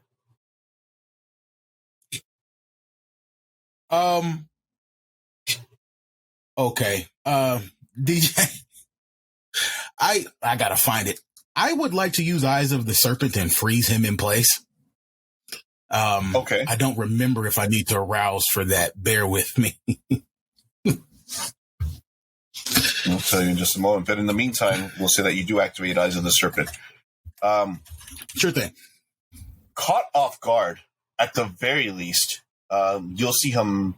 Originally, his pacing, now that you kind of approached him about that, it's kind of hard to tell because he's doing like that bullish dance, right? Where he's got the 1-2, where he's about to like, strong Latino men like to rev up, as I like to call it, right? They do the one foot, then switch to the other foot as if they're like charging up their machismo for a second before you hit them with the whammy, and he's stuck in place, exposing his back to the other gents. Is there like a pair of scissors and a cup on his table or something like that, like a typical office? You could definitely find those. It wouldn't be an issue. I will just use the scissors real quick and make sure they're nice. They're not gamey and old. I want to be decent about it. They're good. As far as you could tell, based on like, the first squeeze, you could pretty much tell that this was mainly used to cut like paper more than anything else. No one has put it through the strain test of trying to cut through something it shouldn't have cut through yet. I'm just gonna head over and be of assistance, standing behind Tucci with the scissors. I'm hoping I don't need to say anything to the sheriff about him. I'm just I'm ready. While they're doing that, DJ, I'm going over to the door, making sure it's locked and standing by it in case anyone tries to come in or knock. You do so. It's a little bit uncomfortable for you because Mr. Rivera has kind of posted up by the door. So it's almost as if you're almost hugging him from behind, so to speak.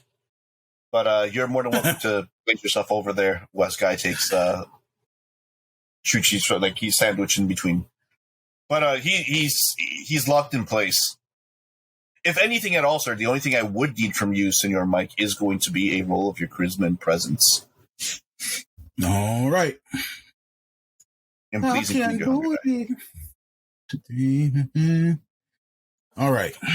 Make sure I use the correct dice bot this time.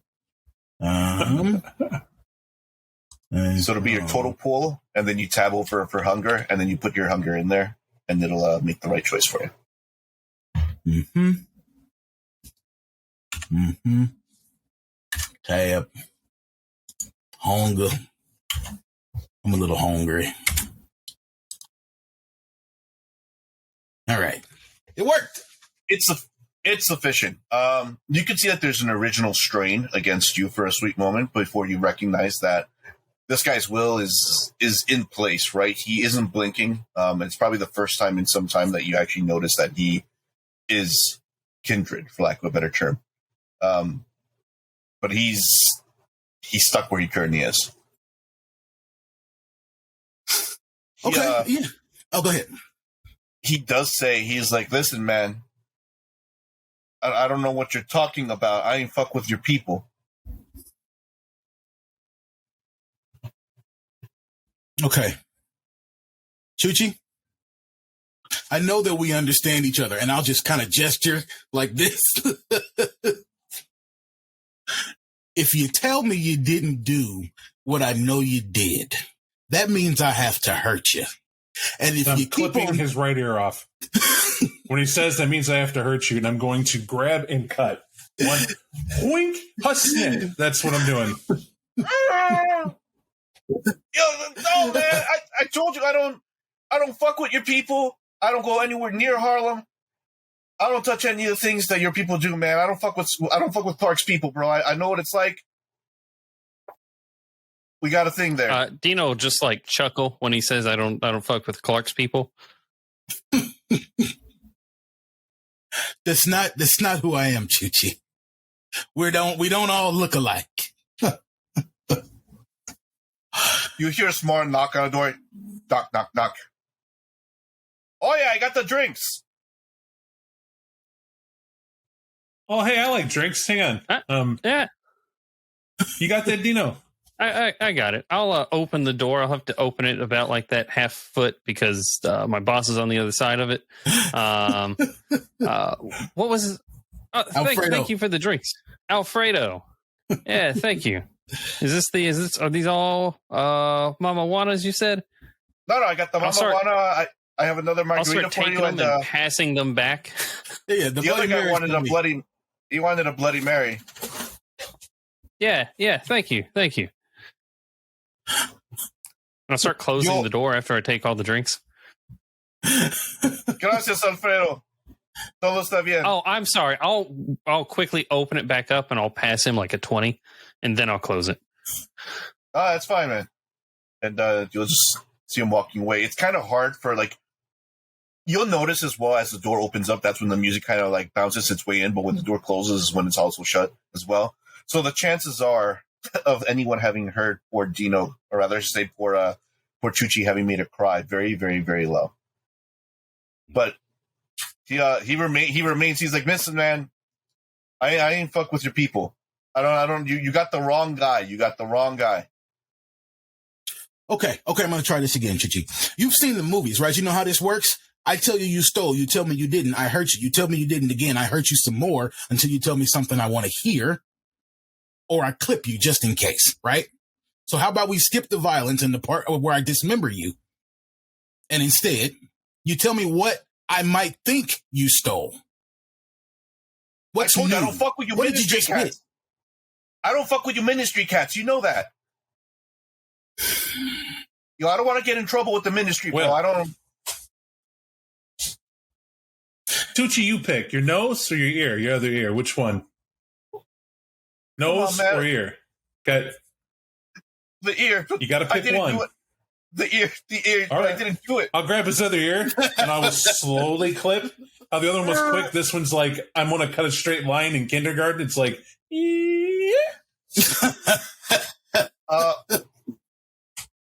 You gentlemen may make me a very quick wits and insight roll for those of you who have it. For sure. Hunger dice? Yes, please. Oh, Lord. Do Lord, oh, do Lord. Is it just base difficulty? Base difficulty. I might have gotten it, DJ. Oh, fuck. That's exactly.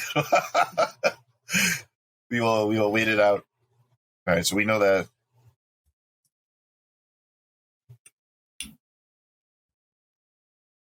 Dino really knows.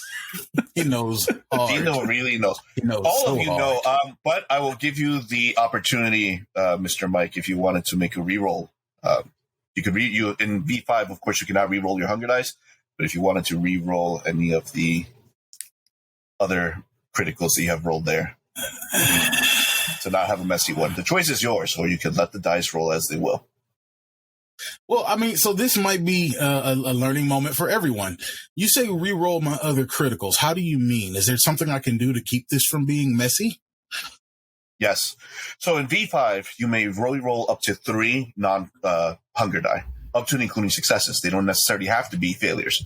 And the hope here, if you did not want it to be messy, is that those successes are not 10s. Pairs of 10s equal criticals. Yeah. It seems wise. It does seem wise. I didn't come here necessarily. You know what? No. Fuck that.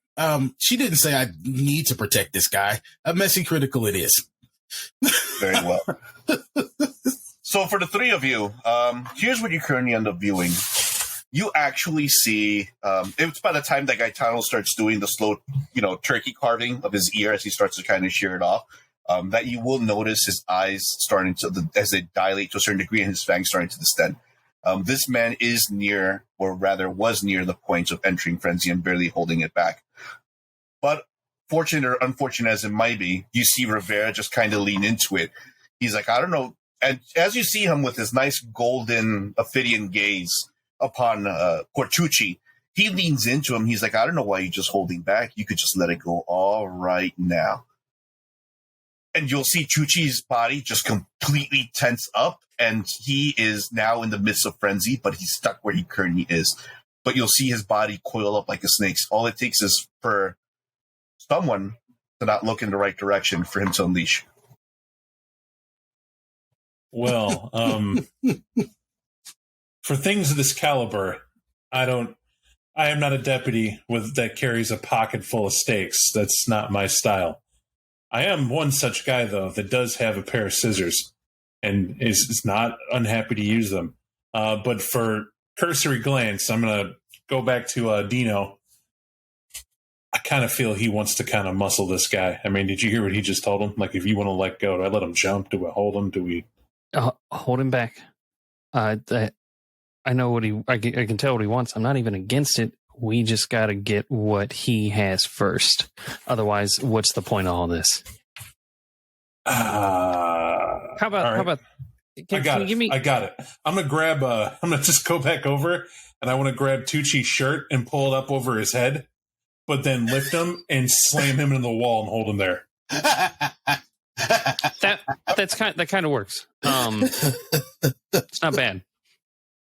All right, sir. If you would, if you'd just be able to make me a strength brawl roll just to see the effectiveness of this, and if you want to add anything else to it, feel free to let me know.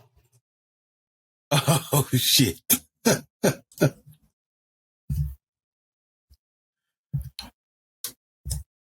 I want to add hope.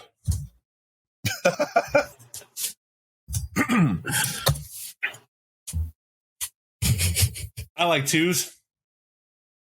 It's easy for you to actually grab him and do so. Considering he's unable to see it, he gets flipped over onto his side. And you, at least for this round, have him pinned down. But you're very well aware, especially because you're starting to feel the strain of him, that this guy is like, he's lost to the beast. You hear hissing. You'll see him kind of scramble on the floor. It's like his legs are kind of kicking like someone in, the MMA just trying to like get out of something, but you currently have him. But you know that you probably have about a round or two before you have to reassert yourself because this isn't going to be for long. The important thing is I get his shirt over the front of his head. Oh, definitely. Which was okay, good. Right. Okay. Go ahead, Dino. I'm sorry. Well, he's frenzying. I was hoping I could like get him to like mesmerize him to tell me where it was, but that's where it is. I will go up to the sheriff though, and I'll hand the scissors because I don't think Gaetano, would you have held the scissors? No, it's very fine that I would have handed them to you. Works for me. Yeah.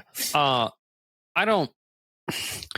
Boss, you know how like Bruhar known for this, really strong. Like if you take these scissors or really any strong instrument and you just shove it right here in the back of another kindred's neck, they'll still be conscious, but they can't really move the rest of their body that well. I don't have like the oomph to get that through, but that could really keep him from at least banging up the doors and like the walls in here. I'm gonna look around and see if I can find any like ledger, paperwork, whatever. I'm gonna take into my mental note that a pretty precise strike to the back of the neck might paralyze a kindred. And in the meantime, I would like to do two things. Attempt to assist Gaetano with this grapple. And then if I'm successful, bite this motherfucker. Very well. You may make your strength brawl roll, sir. Okay.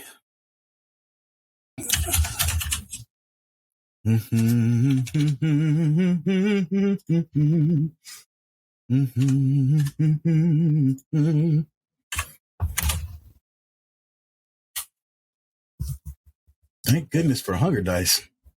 Jesus. You at least assist with paring him down. He is held down. What you come to is like you help add your additional weight to at least the lower half of the body that was kind of struggling and kicking around where Gaetano was. Gaetano now has a full firm like hold on this guy so that he's unable to see. You just hear the hissing. That's what kind of unnerves at least Dino. You're not exactly sure about whether Gaetano is or rather Rivera is of sort about it. But Dino, you just hear the struggling in the background of things being kicked. Right at one point, you see this guy who's wearing like the shoes without the socks. Like the shoe just kicks itself off because he's struggling on the floor before he's not, and he's held into place. DJ, there's a very good reason why I like walked away from this to look around the room, almost as though I'm trying to preoccupy myself while these two beat this guy into torpor or do whatever they're going to do to him. Right. He's held down. You know what? No, I'm not going to bite him. I don't want to make this situation worse. But, EJ, is there any way I would know whether or not this frenzy will abate because he can't see? Or does he just feel threatened and we need to handle this? Would I have perspective on that sort of thing, or do I need to just go with my instincts? I would probably say, sir, that you may probably make me an intelligence insight roll and see if that might assist you with figuring out where this guy's currently at. All right. Makes sense. Makes sense to me.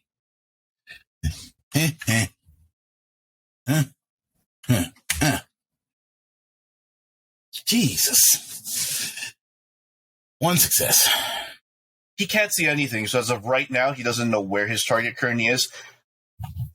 You could probably subdue him, and you could probably give yourself some chance as long as you the focus, you not being there. Maybe there's a possibility that there's a couple of options. Maybe if you left the room and or he doesn't see you, he might calm down, you being, of course, the focus of his rage. Or if you, once again, that's your prerogative. If not, you can just beat him into submission. He's not going anywhere right now. Considering that you and Gaetano have the added weight in there, the only thing you're very well aware of is that he's flailing about, or rather was. You do hear the hissing behind the shirt, though. Yeah, if I don't think he's going to chill himself out, we're going to chill him out. We're going to just beat this man.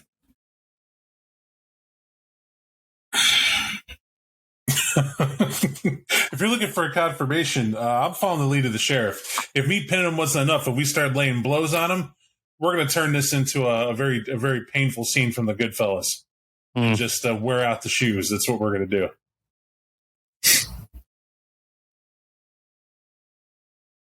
Are you guys in agreement to that? Yeah. All right.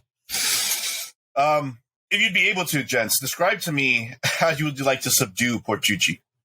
So my intent is, since we already had him and then like pinned him and he's hissing already standing there, if Mike comes over to assist and hold him down and it's still going on, it's just to put the leverage up on one arm and just start punching him. Like at the back. In other words, it's the participation of a mob action. You are more flailing limbs to accurate blows to the body in whatever way gets him to stop flailing and kicking and doing what he's doing. You'll do so. It'll start off with a couple of like tack hits, like to the back of the skull, before it just starts becoming like pummeling, right? And it just starts sounding mushier at one point before you hear the inevitable like crack as if you got to the center of a Tootsie Pop. And you'll just see his body just,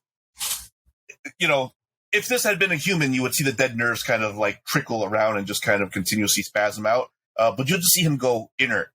And it's almost sad, as you kind of take a look between trying to find what you're looking for and a poor Dominican guy with his shirt over his head, and a small amount of blood that just seems to be trickling from the base of his neck, with a missing shoe, just kind of lay face down on the ground. And your two homies high-fiving each other over your shirt victory. It's not a lie. It's not a lie. Gaetano's on. He's a very caring guy. He's a high-fiver. Appreciate that, guy. Very good discipline. Only what's needed. Good job, Dino. Keeping that Alfredo man cool. Does Chuchi have on a belt?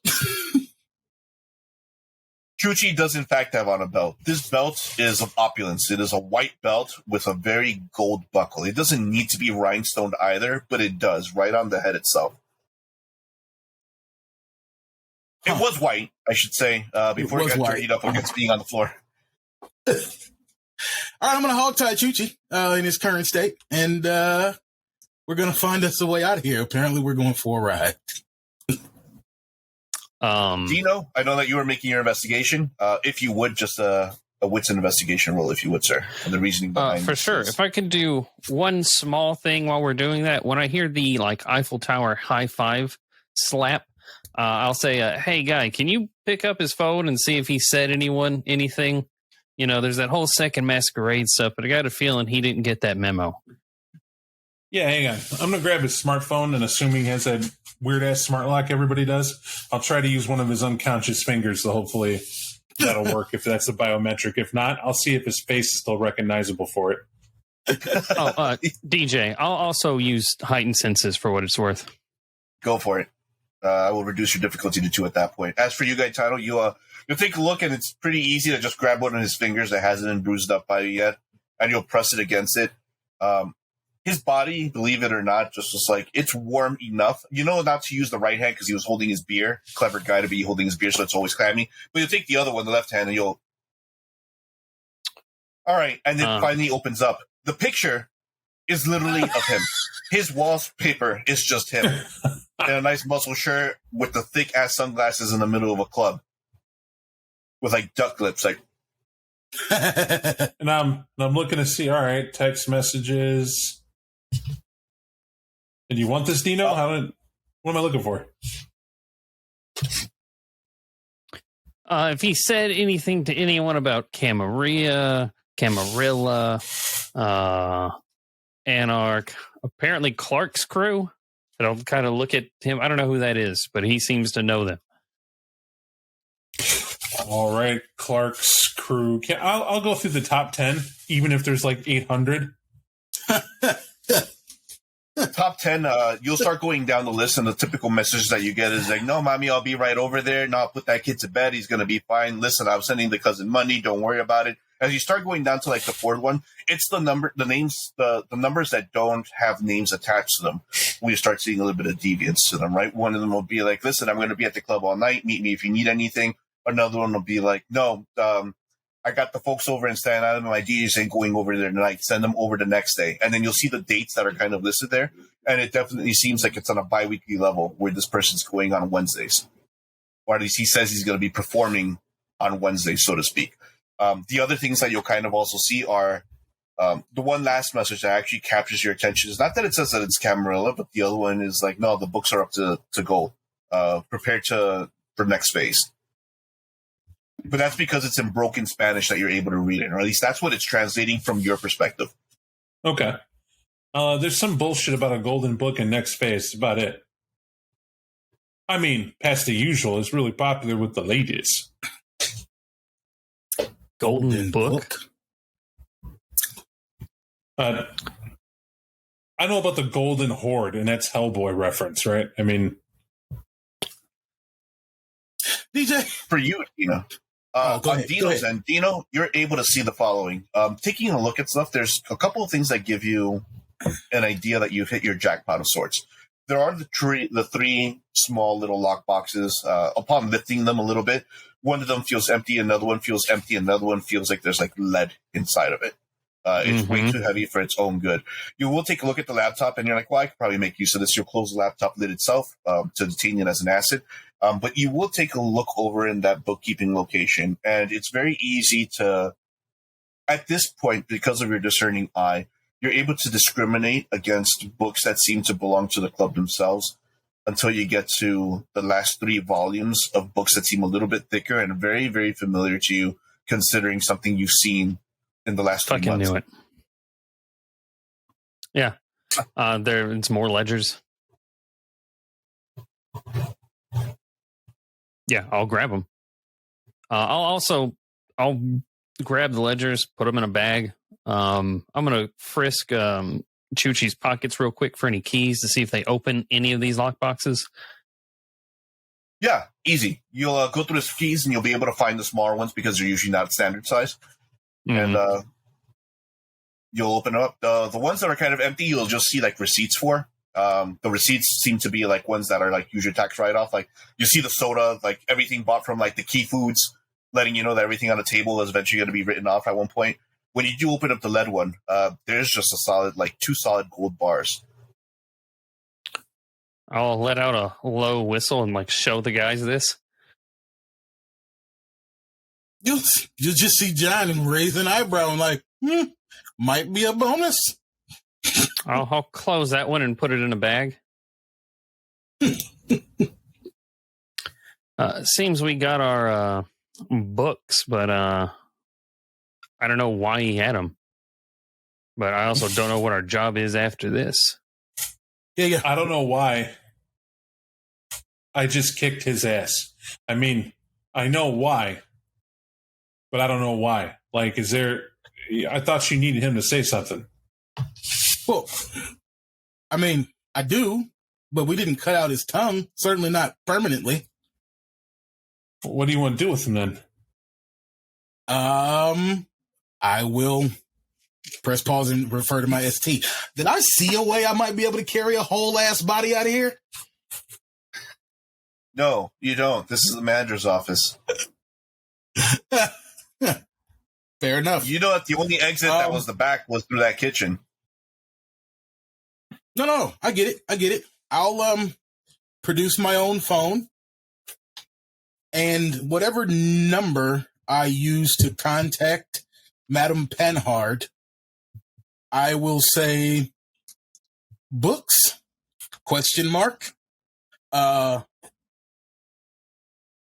Other assets, ? Send. She'll simply reply, anything, everything.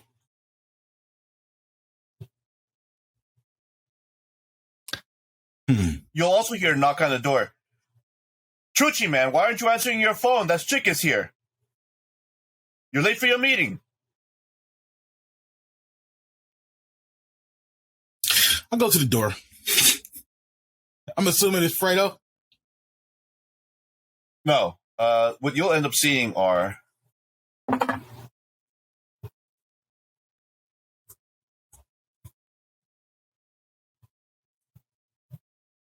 those 2 gentlemen standing at the door in somewhat similar poses, oddly and coincidentally enough.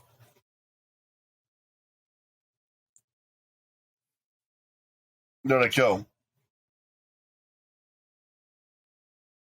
Yeah, we'll just be 1 sec. Yeah, all right. Tell them, yo, this chick's looking for him. For sure. Just close the See door. that the dude on the left just gives you that hard look for a moment, like, like the cut of your jib for a second before you have the other one just kind of pat him off to the side and they'll depart. All right. I'll just close the door. You say those are what, ledgers? Is that the words you use? I thought you knew about them. Yeah. The ledgers looks to be like that. Journals. I don't know what's in them.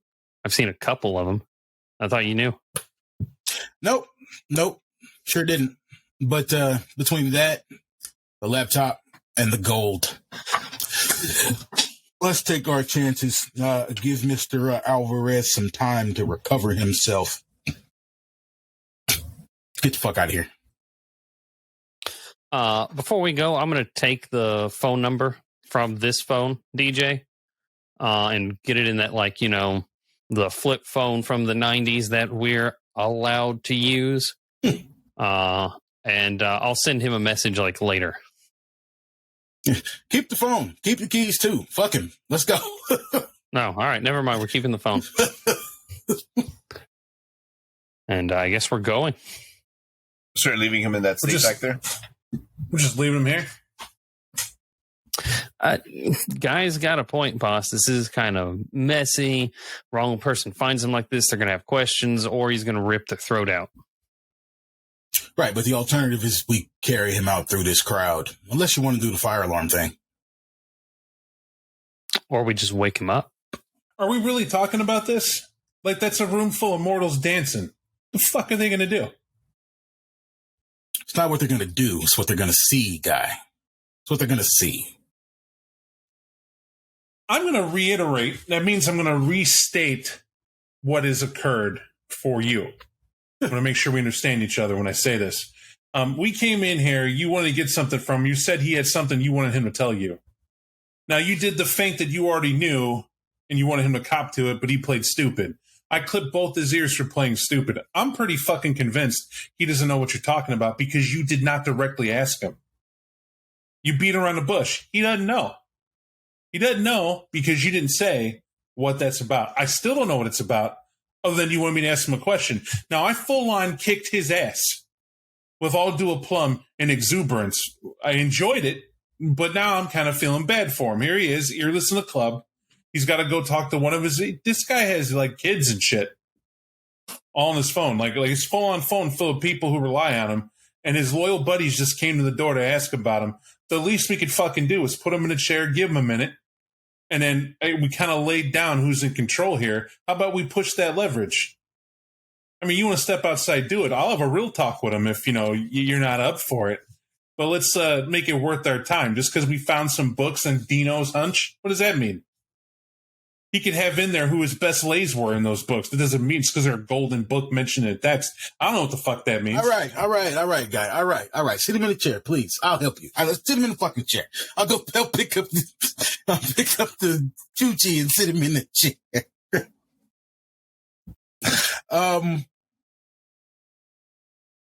I cannot afford to.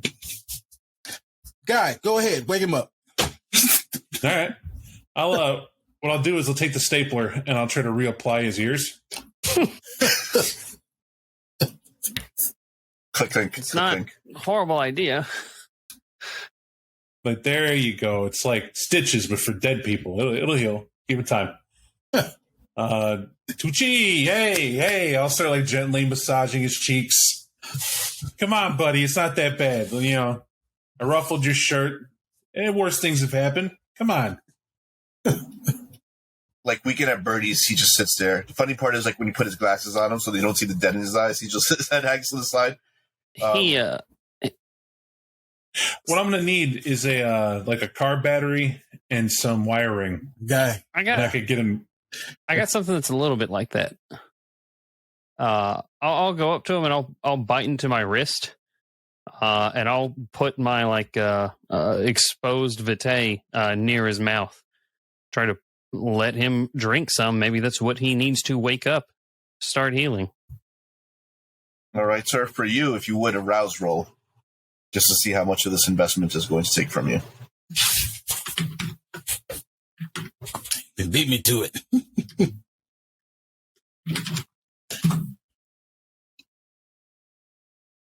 You're good. It won't cost you a thing, although you do see, as the blood starts to hit his lips, you'll hear the small reverse pop of where Gaetano had kind of like exposed his nerves kind of go back into place. You'll see his ears starting to heal a little bit, but what you'll also notice is that restrained, because I'm still believing you belted him. Is that correct? That is correct. He latches his fangs onto your wrist. And you just,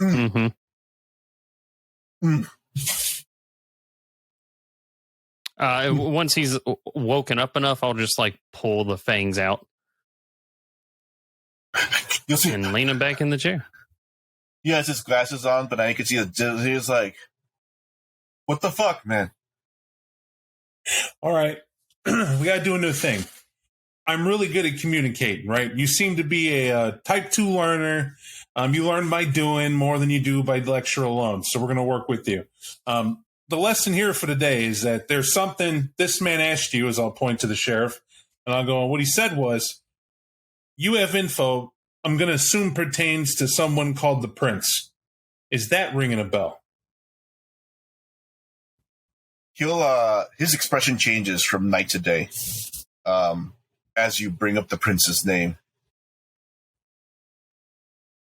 Well, as far as I'm going to read that is that it rang a bell.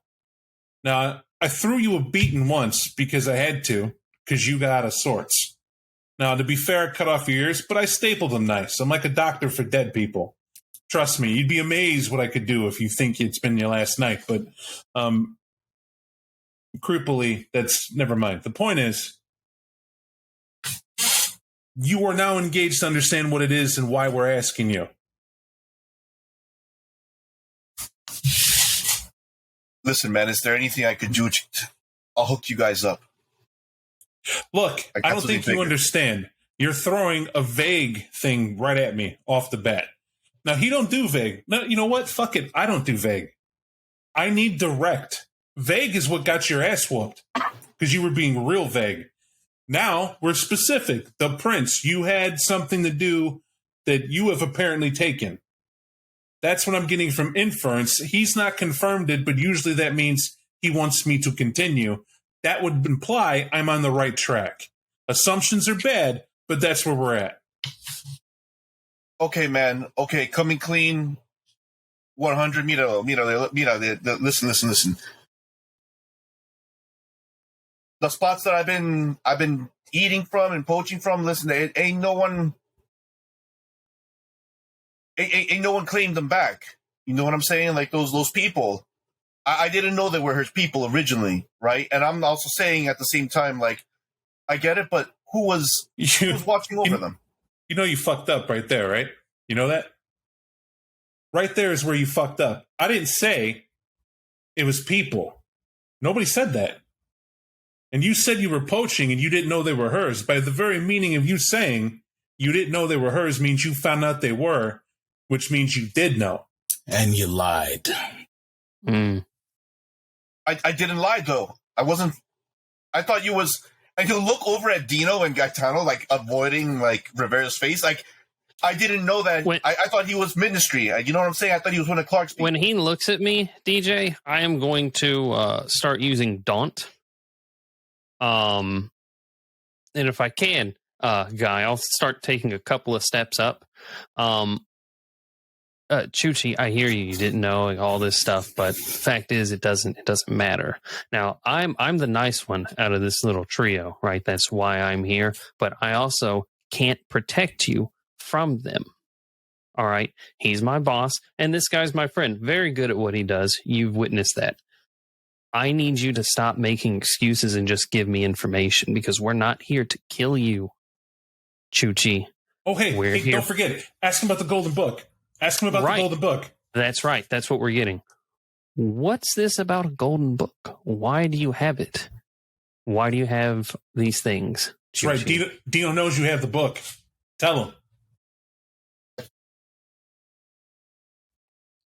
You know what a book looks like? I'll grab a random folder of paper off his desk and slap him with it. It's like that, but it has more things in it. A little firmer. I can't talk about that shit, man. Chuchi, you are alive right now because we know you have a family. We know you have a daughter, and I need you to lean in real quick and realize what that means, that we know you have a family. And right now, we have your phone.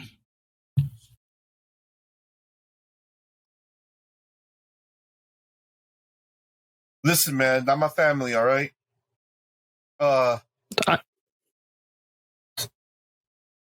There's these cats. They're paying good money out there. They say she ain't gonna last much longer out there. They're just paving the way. I don't really fuck with what's inside the books per se. There's money that comes in and money that goes out, but I don't know where that money's going. That I could tell you that's God's honest truth. We just get paid in gold. You know, the connect that we talk to, they say it's easier to hide than dough.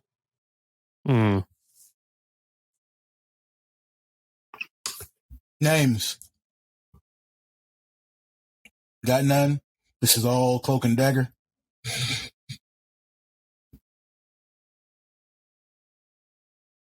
I only got one name. Aaron B. he comes in every now and then from Staten Island. I mean, you already knew this, bro. I mean, like, I'm just saying, you already know that the Anarch's be walking around. Not saying I'm an independent contractor as well. I ain't about whatever. I ain't about that thing, that you Camarilla about. Yeah. I'm assuming that's who you are. Listen. It's not about what we know. It's about what you say. Because if you say it without us telling you, that means we can connect the dots. Now,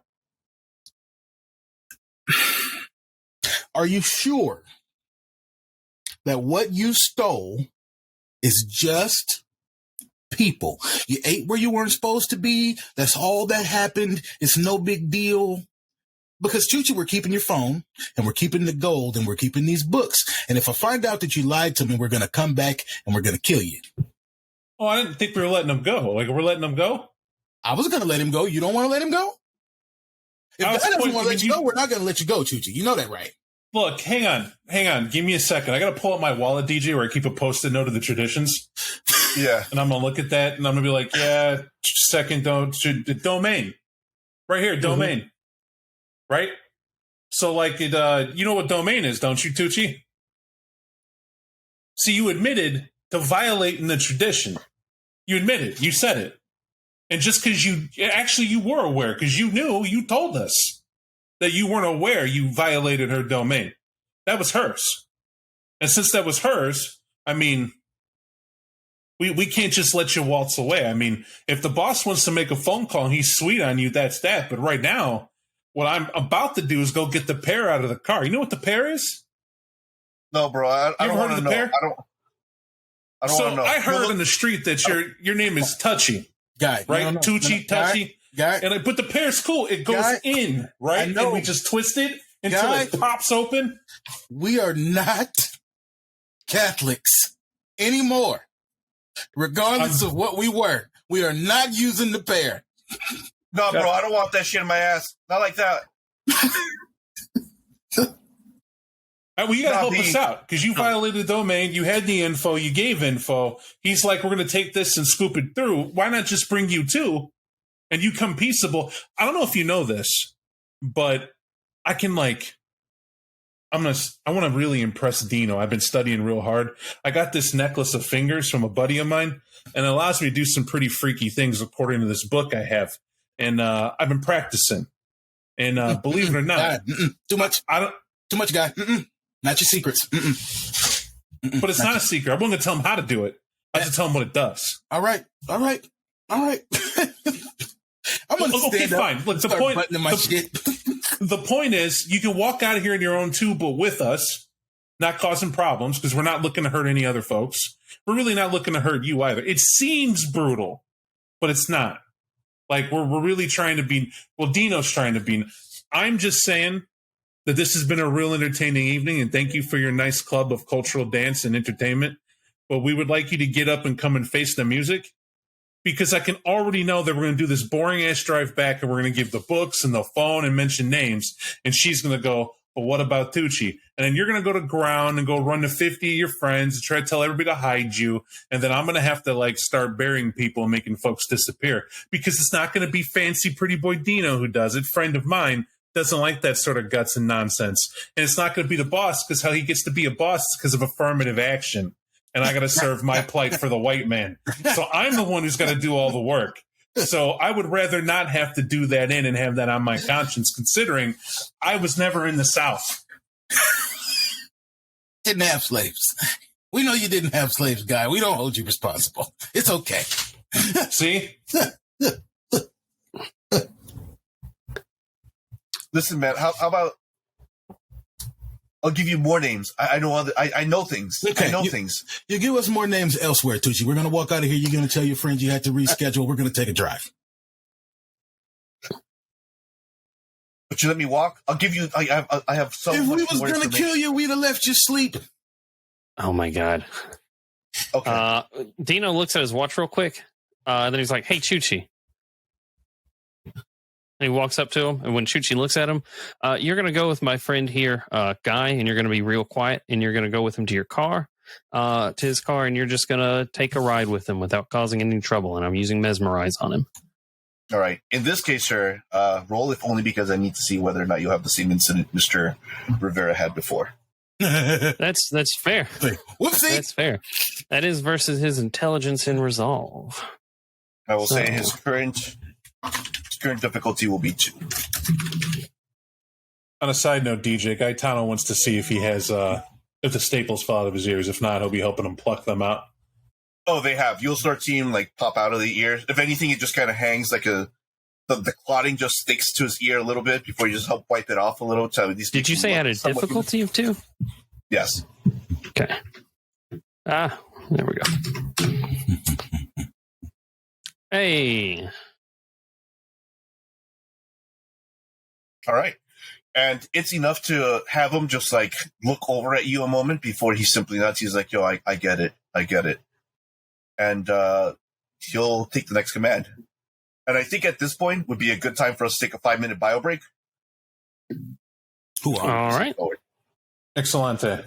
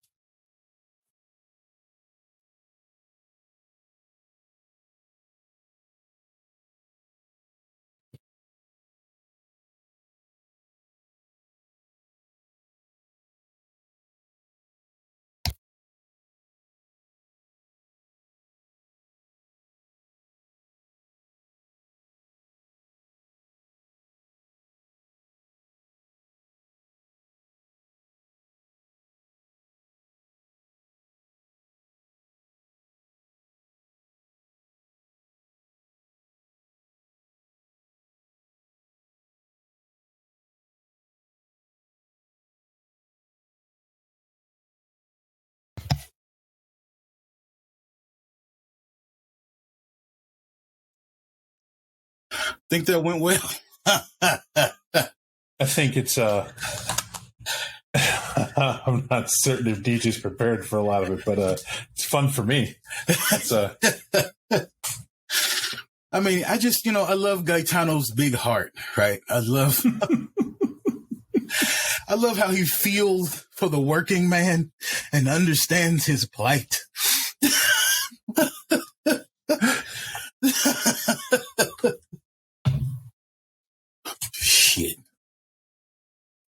Oh man. See, I could show you the 5 fingers of death if you want to. You know I'm a Papoose fan.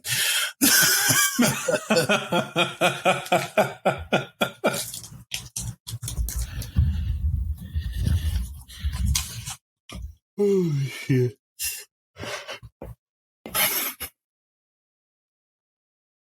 That was my favorite verse on the Touchy remix, where Papoose lays out the 5 boroughs on his hand when he's talking about New York. Yeah.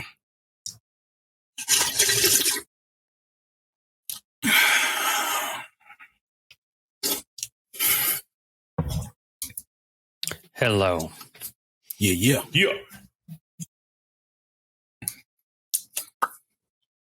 Hello. I'm good if y'all good. We Gucci? I'm very fashionable. Gucci. Senior Brentron? Yeah. Sounds good. All right. So, where we last left off, our mesmerized Chuchi has, he's given the slow nod with that belt behind his back. There's a small stain on his shirt. The only thing that sucks, though, is that his fit is no longer fit. Due to Gaetano stretching it out a little bit. What would be a muscle shirt now looks like it's a comfort shirt. But he's currently there. His belt is currently holding him into place. But what's your next move, gentlemen?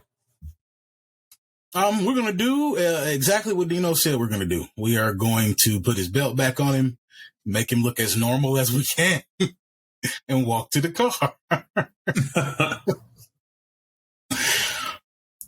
Did you take the bag with the ledgers and the gold and the laptop? Do you want me to hold that? You know what?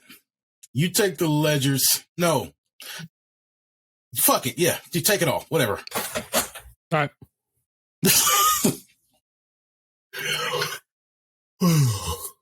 Who's first out the door? I'll go first. All right. You'll open up the door. The music will still kind of be playing in the background, very lively and stuff like that. The lines, it's almost night and day. The lines have kind of switched. You'll see more men waiting for the restroom and less ladies waiting for theirs. But at the far end of the hall, you actually see where that bar section is. Out of that bar section, you'll see Alfredo kind of standing there. But you also see those 2 gents, and they have a kind of worried look on their faces. They see you leave and open the door first. They have like a front going on because now they have like serious faces as you start walking by. And isn't it so they start seeing Chuchi kind of walk behind you, that they kind of soften up a bit. And it seems like they go right past you for a moment and they start walking to Chuchi and they're like, yo, ¿qué pasa, man? You left her hanging already. She already left. We lost our ability to speak to her. You see Chuchi, no, man, that's fine. Just call her back, tell her to reschedule, all right? My phone just ran out of batteries. I got to go right now. What do you mean you got to go? No, I got to go. I got things to do. I'm running late for another meeting. Yeah, but that wasn't on the schedule, B. We talked about this before.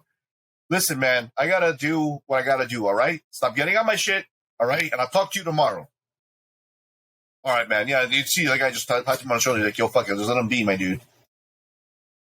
You hear like an offhanded coming. He's like, yeah, it's fucking just probably getting late at one point or another. All he cares about is getting his dick wet. He don't care about business no more. All right, whatever. Yeah, see you tomorrow. And you gents will walk on by towards what exit are you taking this time around? We'll definitely go out the front. We want this to look pretty chill, no problems. Mm-hmm.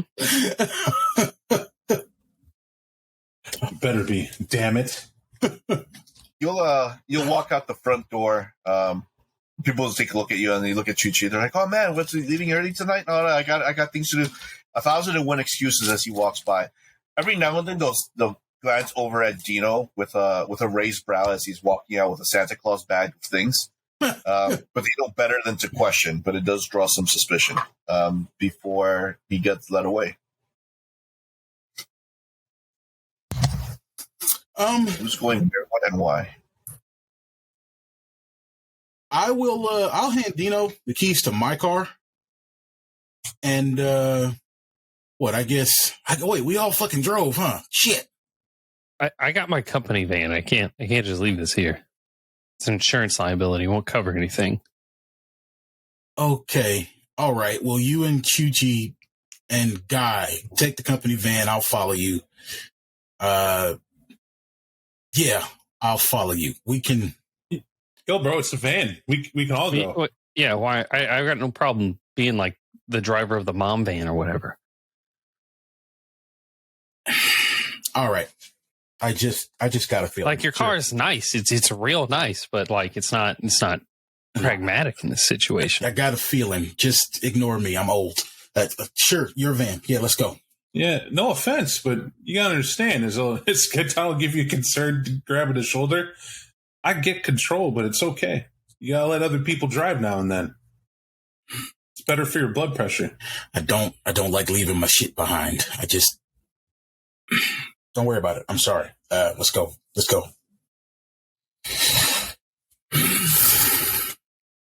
I'll get in to sit next to Tucci because he's my buddy. As he gets in the white van, in the driver's what does the seat. van look like on the inside? If you would be able to describe it, Dino. It is kind of not what you were expecting. The inside is like you open up the back doors, and on like the right side is just like it almost looks like a small workshop. There's like dress or like jumpsuits that are like those white, almost biohazard jumpsuits there. There's like a carton of those. It looks like it would be a Kleenex carton, but it actually has like plastic gloves and like those coverings for feet.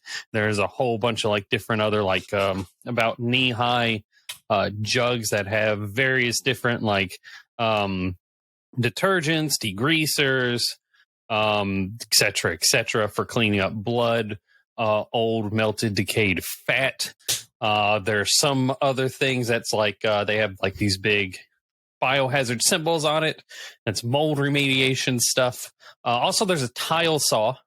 Not really a tile saw, but it's something that can like saw away sections of drywall so you can get into. I don't know how Guy feels about that. I feel that's a little bit up his alley.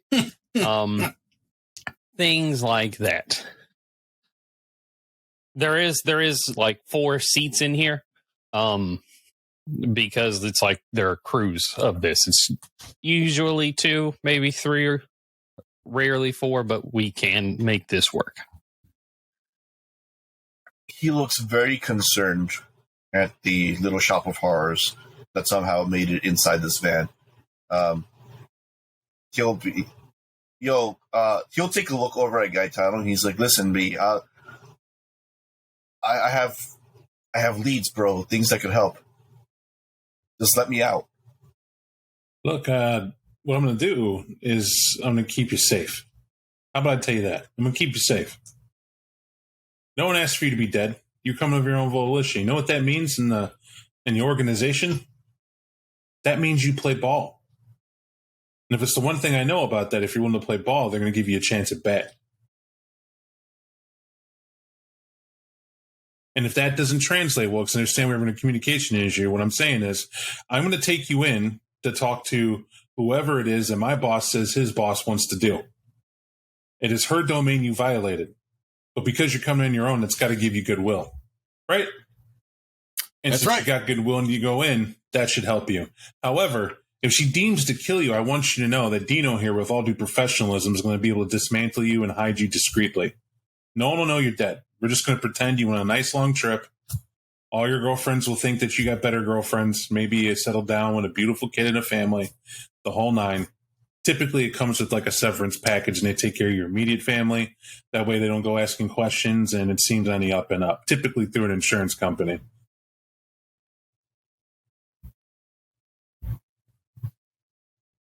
Yeah. I'm just fucking with you.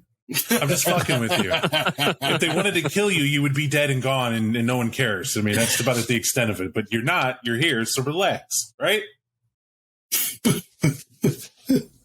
All right. You see him just kind of like, he's got that look about him, like as he sits down, like his hands are just kind of shaking. He taps on his knees a little bit. He'll look every now and then elsewhere, but he chooses not to kind of make direct eye contact with anyone at this moment. I'm going to suddenly... And it's easy, though. I'm going to suddenly jump my hand across him to grab his seatbelt and buckle him in. He'll be buckled. he sits in. Where are you gents going from here? I'm just going to send one more quick message and say, Senor Chuchi, ? Sent. She'll just reply back, what about him? No reply.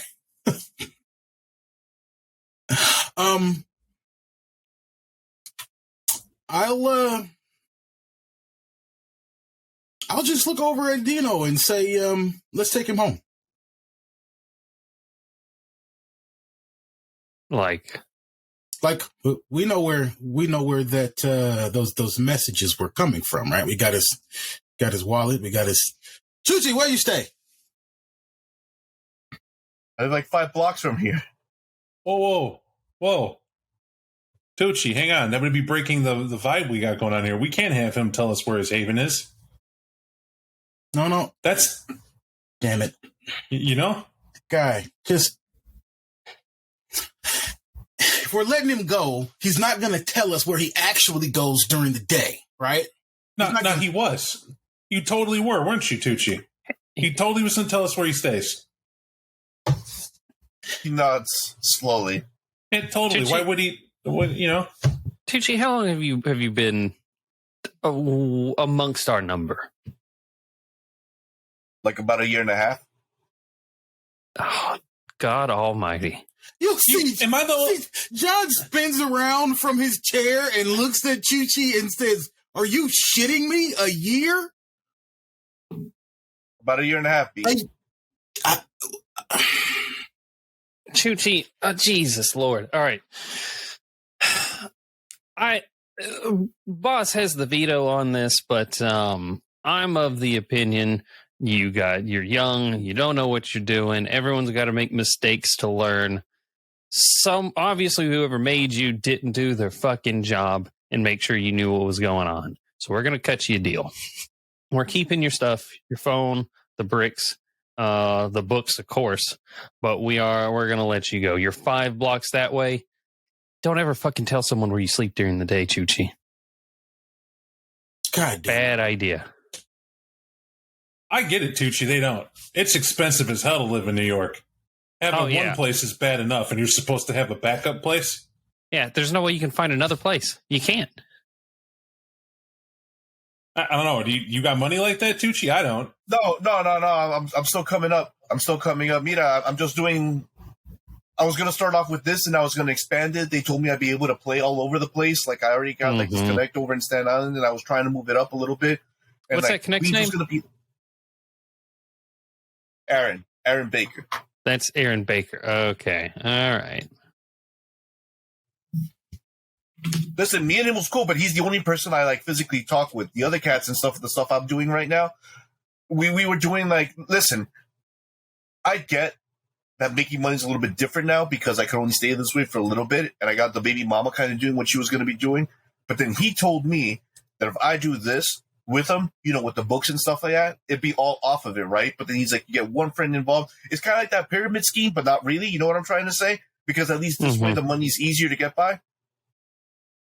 Yeah. Listen, man. Be careful. We can't put you in a class or anything. Just word of advice for the rest of your own life. If you're going to eat, if you're going to make money, you're going to open a business, you're going to beat somebody's ass, you're going to do anything, figure out whose house you're in first. Just for the future. Do you even know what family you're a part of? Which clan, Chuchi? No, yeah, that I do, my Jew. He's like, I'm a Toreador. Jesus. All right, there's that going for you. All right, so the other thing is, just making sure. We went and harassed this guy to tell him, or to get in, like, the info we needed was what he... We harassed him because he stole. And if we find out he's lying, we're going to settle up. But right now, But what did he? Hold on. What did he steal? don't know. Dino looks at Guy, and then he looks at John, then he looks at Chuchi. Well, we can talk. We can talk about this on the drive back to your cars. You so I'm free to go though, like for real. Yep. Watch yourself and keep your mouth shut. He'll look to Guy because obviously Guy is sitting right next to him. Look, they're pulling rank. They're older than me. I wouldn't let you fucking go. I'd drag you back like a dog with a bone and drop you on the doorstep of the guy we serve, where he serves. I serve him, but he says let you go. I'm gonna, because I know what you're gonna do. Right? I know how you think. I'm gonna put my hand kind of around him so you can be close. Like you're gonna think that, run into your sister's house, maybe grab a couple bags. We won't notice you in the closet for a little bit. That's true. But that's going to put us on your sister. And then when we see her, due to the traditions, right, that's the second and first masquerade, your sister's going to appear in a milk carton. Dino's going to have to, put her away somewhere. And then she's off the record. And then once that happens, you got babies left. They're going to wonder where her mommy is. They become wards of the state. They become another statistic that we got to worry about, so on and so forth. And everybody you bounce around to thinking you're dodging us is going to be the same way.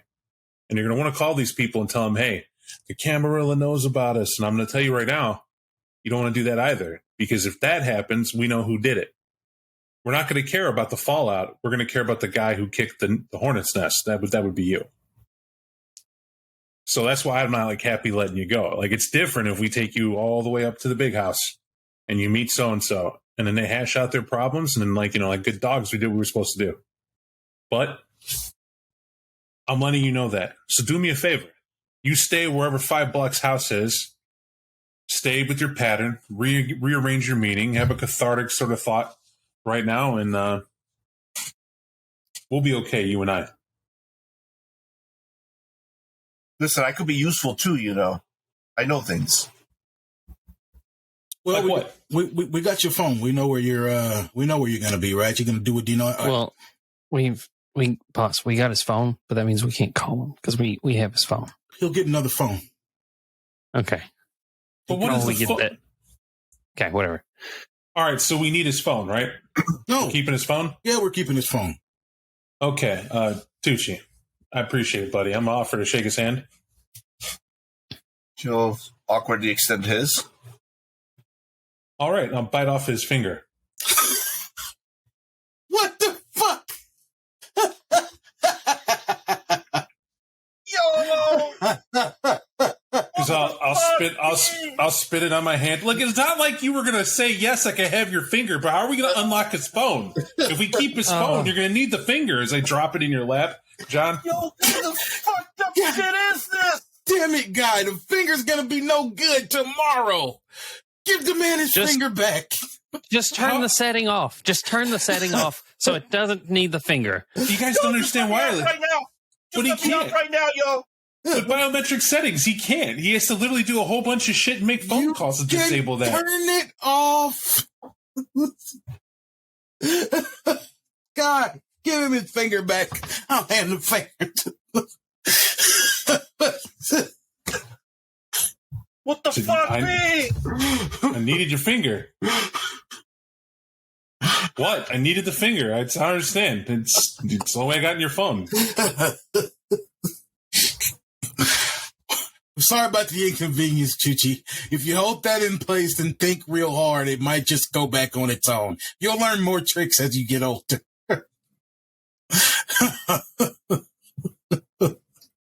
He just holds on to his hand as there's a small amount of caking on the blood as it cauterizes itself. He's like, yo, can I get off now? Y'all gonna dismember me like this? Chuchi, get out. Just get out. Go home. He seems scared because he has to climb over Guy to get out. I'll help him. I'll undo the seatbelt and I'll open the door so he can get out. I'll get out. You'll see him walk like this on his way out because he can't. He looks disheveled, right? Because now, his shirt's all fucked up. he's got his sunglasses on barely as they kind of fall sideways. Now he's got his hand under his as you see him just like jet. Gets out of hop in the van and shut the door. What the fuck was that about? Like, if we didn't need, why the fuck did we need him at all? If he just like, why couldn't you have stuck in his office and found a book? Like, I'm trying to figure this out. No, listen, we needed him because we didn't know what he took. He managed to convince all three of us, right, that he was mostly ignorant, kind of violated domain. We punished him. You took several pieces of his body. Dino got his books, his gold, and his electronics. He understands he stepped wrong. If we kill him, misplace him, or take him to the boss lady, it's going to create more problems. We let him go back to his life. I do get all that, but I didn't think in ignorance he said anything. He was blowing smoke up our ass. That's why I beat his ass. You did right. We literally we tenderized him so he knew how serious we were, and that was that. But we didn't know what he did until we started asking him. And when we did, he was I violated domain. But then he said a lot of shit there. I mean, John, he literally said he knows people, connections. Mm-hmm. Basically, how young he is, right? Like, I mean, I could be wrong here, but doesn't that imply that he's not aware of the lines of whatever, but he's a guy who's making things happen, moving and shaking? That's what he's doing. He's not waiting for anybody. So whoever made him, and it's some random Torador, they're doing business. He knew enough to call you ministry. You want me to believe he's been here in a year and he knew to call you ministry? I was a vamp for 6 fucking years. I didn't know shit about that until you found my ass. And by the way, staked me, right? You staked me, sat me in a chair, and I got lectured for a week. It was important, John. You had to know the things. You've got a list. He didn't have a list. You didn't see anybody with a list of the traditions in his fucking pocket, right? Nobody did the thing for him. I'm just saying, if we got to go back and get him, we know. We know where his business is. We know at least one place he sleeps. We got his car keys and his phone. Sometimes I just don't think he's a year old. I think he's way more older than that, and I think he pulled a fast one. I also think he's more than a Torador. I don't think he's a Torador at all. Because if he's a Torador, does that mean he would know what the cam's about?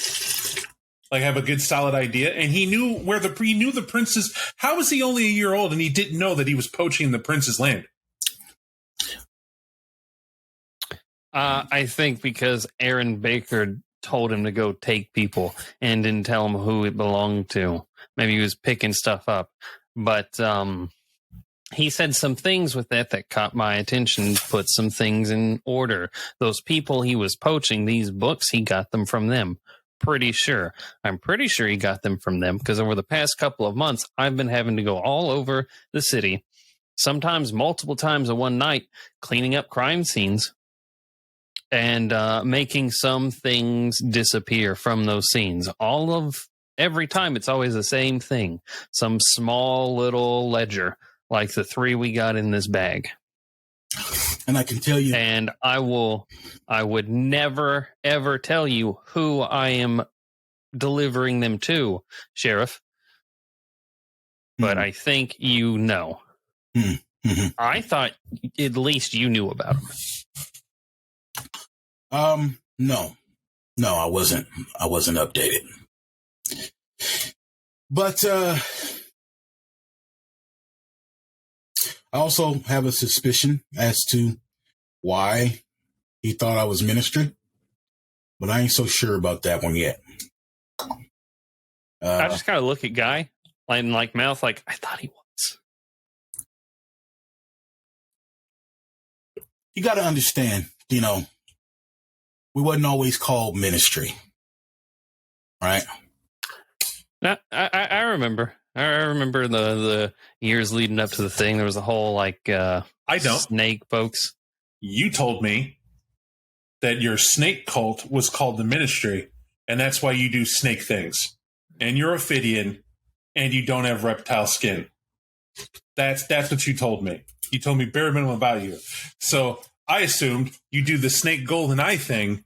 That makes you ministry because I can't do the snake golden eye thing. Therefore, I'm not ministry.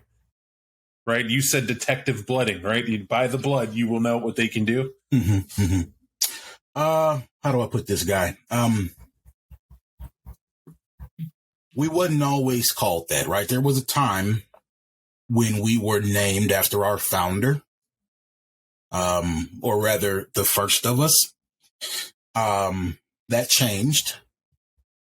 And now the ministry is more a organization founded by us, but that doesn't exclude others. Does that make sense? No, because what was the name of your founder? His name was Set. 30 years ago. Look at Dino. Did he say Set?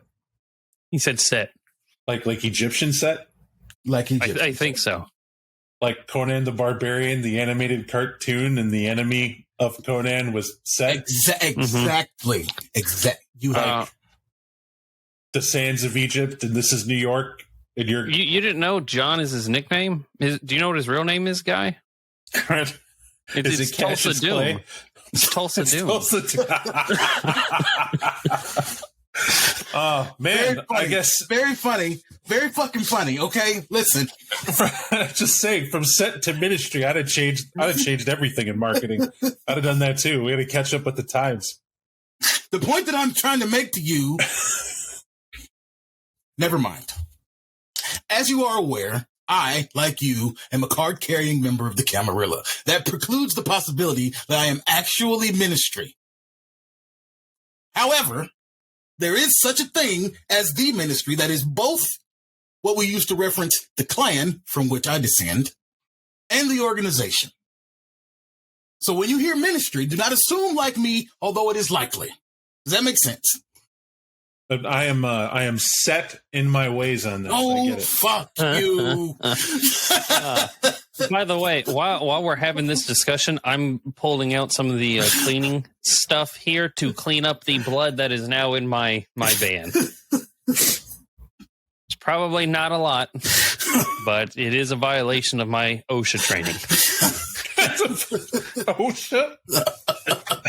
I'm also not kidding. Okay. So, all right. So I don't know what's going on. I did my part. Okay, we're good. I'm all right. Thanks. Just trying to learn. Yeah. If I can offer any more clarity about the ministry thing, I will. Just let me try to figure it out. Sorry. John, your phone begins to ring. Yeah, I'll answer it. Hello, is this Mr. Rivera? It is. Hey, Mr. Rivera. I'm actually... Go ahead. I was just whistling Walk Like an Egyptian while he's on the phone. Hey, Mr. Rivera. I'm representing a client of mine who would like to meet up with you. Do you have time this evening to be able to do so? I don't, but we can make an appointment. Oh, great. Wonderful. However, as much as I would love to make that appointment for later, time is of the essence. That sounds like a you problem. You haven't even introduced yourself. I represent a particular party whose name will go under Kaiser. Okay. And for some reason, Go ahead. I'm sorry. Go ahead. I was going to say, for some reason, I should interrupt my evening for Kaiser. He is, you would say he's a card-carrying member of your Mason Lodge. And he's willing to make your time worth it.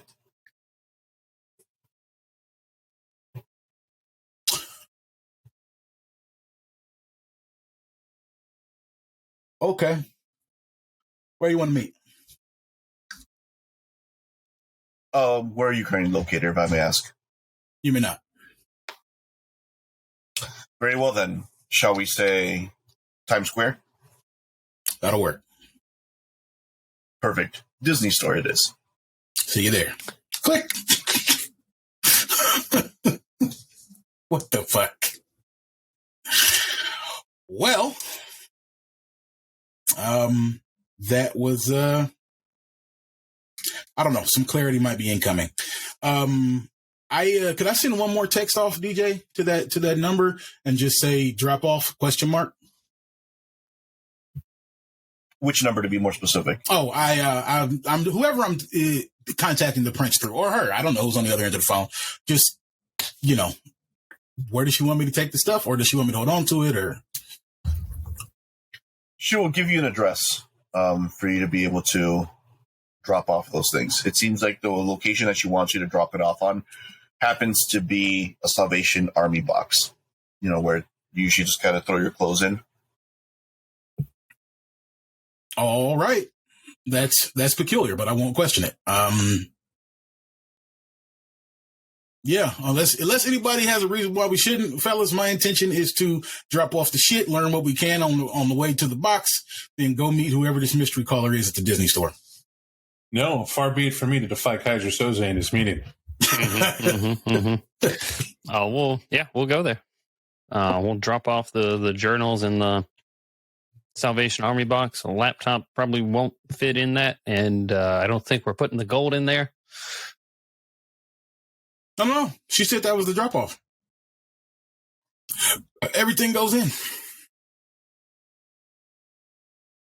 The place is right next to a Popeyes, right? It's kind of set up to be like a mattress store, a Popeyes, a bagel shop on like the far right. There's a sense of like there's still grease in the air, and right next to it you have like the community drop off clothes center, right, where you grab those bins and you can drop off as much clothing articles as you want into the bin. Probably gets picked up maybe once or twice a week. That's what you're kind of looking at, Dino, as you hop out of the van. Yeah, I'll hop out of the van. I'll put the whole bag in there that has the journals, the laptop. I'm gonna keep the phone and the bricks though. I'll just put those in my pockets and get in the car. Sounds good. You head back into the vehicle. Dino. Disney store, is that right? Dino. Yeah, boss. I say as I'm backing up. Why are you stealing from the boss, Dino? I'm not stealing from the boss. What she wants is the journals. What we have is a tip. Dino, put the bricks in the box, please. Yeah, but didn't Dino said you need the bricks? Yeah. She didn't even know about the bricks. She said everything. Right, but she didn't know what. That was the point of us. No. She didn't say she didn't know. I said I didn't know. Damn it. I want to point this out. We had him. That was that was the important thing. He was the key. We had him right here. I bit off his finger. Remember that him? That is who she wanted. She wanted him be dealt with everything else. She didn't give a shit or know nothing that guy had. How did we? Dino found it out. She batted his eyelashes. He wiggled his ears. Guy, she said he stole. She said he needed a message. Mm-hmm. Right? We sent the message and we recovered goods. Well, we give the bosses goods because she said all the goods. That's it. All right, but hear me out. What if Dino got a tip of where these gold bricks would be? And so, gold therefore, bricks? He went to get them. Gold They're not bricks here being yet. pressed like that? That's not something you can just go and buy from anywhere. Like, yeah, he's not wrong. It's easier to hide them, right?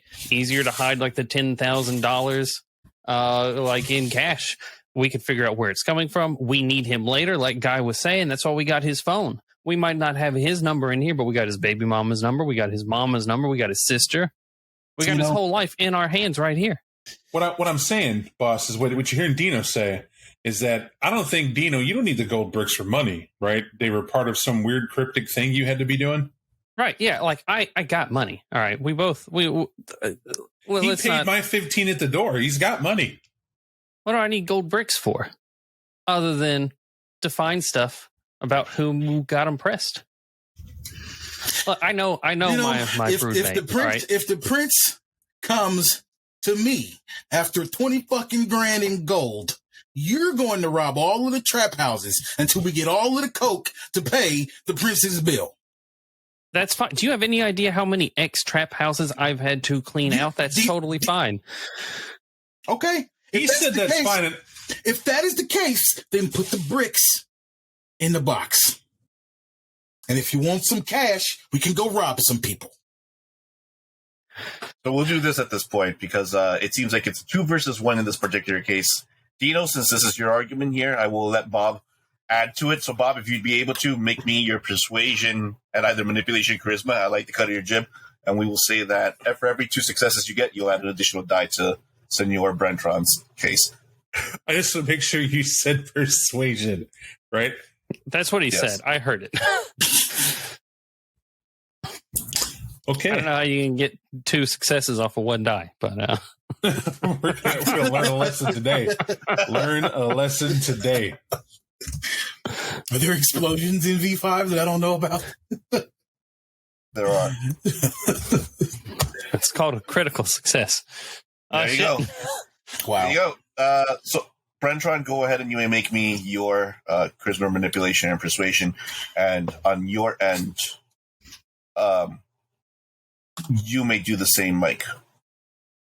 You said charisma or manipulation plus persuasion? That would be correct. All right. I would expect the Ophidian to be stacked for this. No. You would expect incorrectly. What the fuck? There we go. You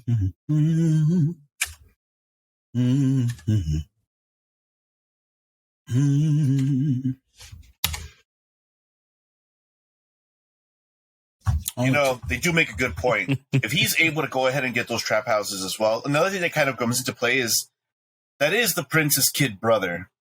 She might be, if you put the blame on him, I guess it kind of makes sense. You might be able to get away with it and just say it was his idea.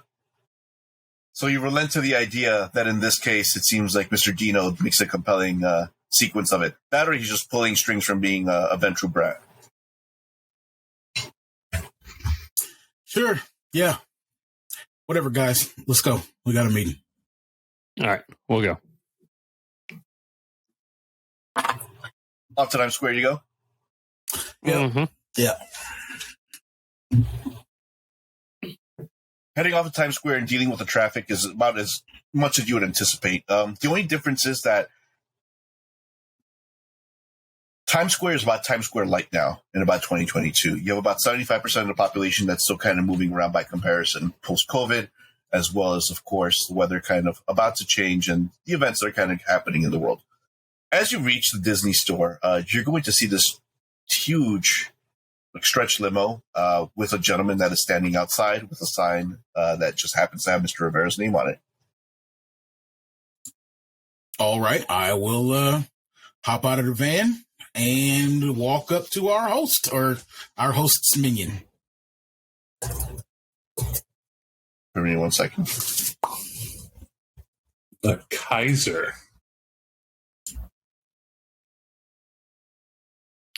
I mean, if there are folks named Caesar, I suppose that makes sense as a name. I'd say it didn't. It's just cryptic message. The Kaiser demands a meeting. Draws notice. Entirely himself. My apologies there, Mike. Would you be able to tell me as you met him again? Did you identify yourself as Rivera? Yeah. I'll identify myself. Rivera. Oh, Mr. Rivera, right this way. Where's everyone else staying? He didn't tell me I can come with, so I'm going to sit in the van and keep an eye out. I'll hop up in the passenger seat where he was sitting, just so Dino doesn't feel like he's driving Miss Daisy, and just kind of hang out up front because I can't annoy him from the back easily. It's true. It's true. He'll open up the door for you then, Mr. Rivera, and he'll allow you entrance into the limo itself. Sure. I'll hop in. Once you hop in, you'll notice that from within, things that kind of capture your attention first are the following. The windows are kind of tinted out. There are a lot of monitors that seem to be taking effect within the stretch of the limo itself. And towards the driver's side, you will see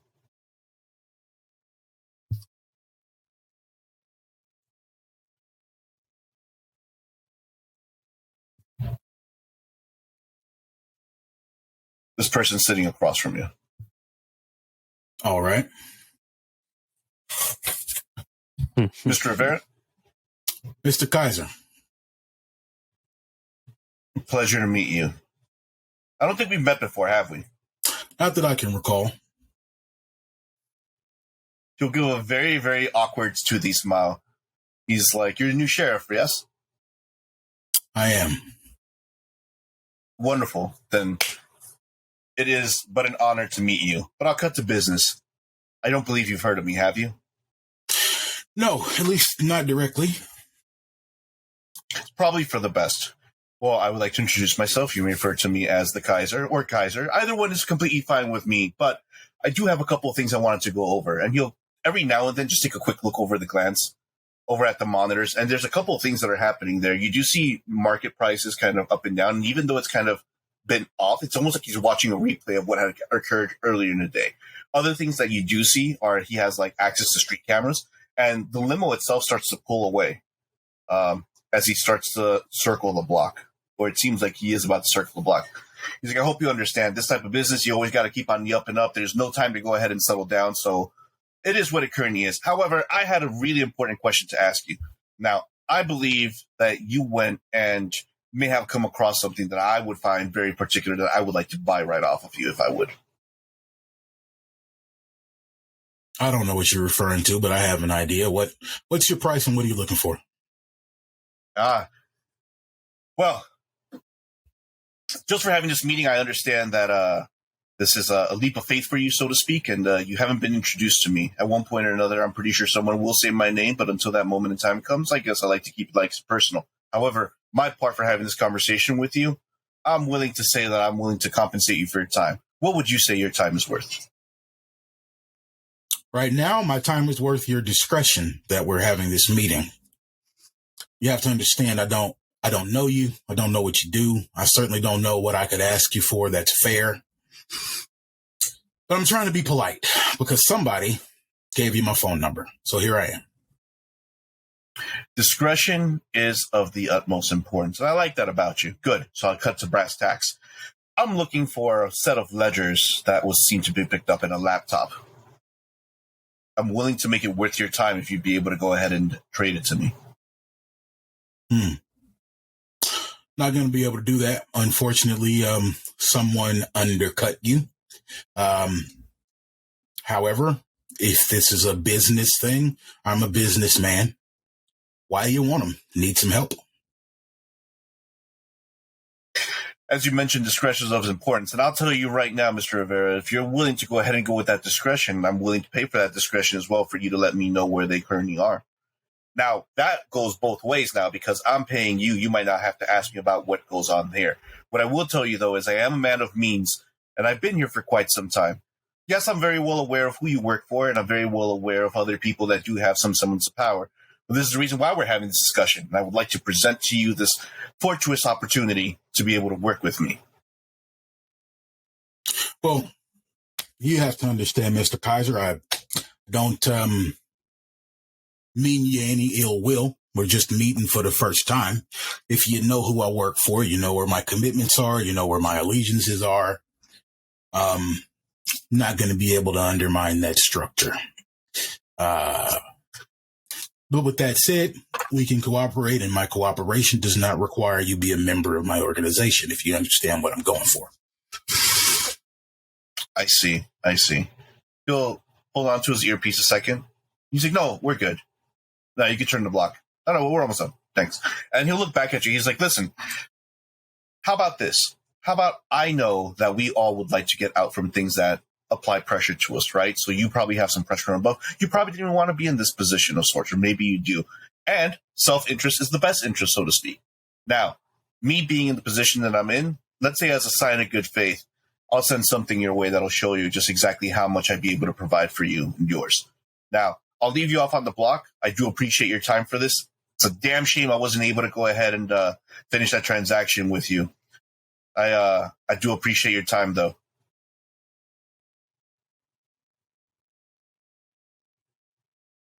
Perfect. No problem. You have yourself a great evening, you hear?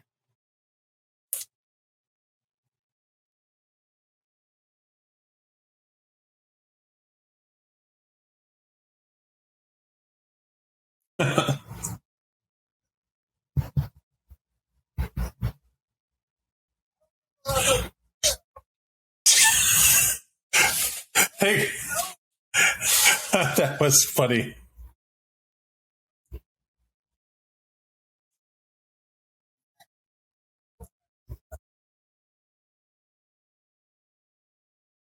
I'm back. I'm back. There we go.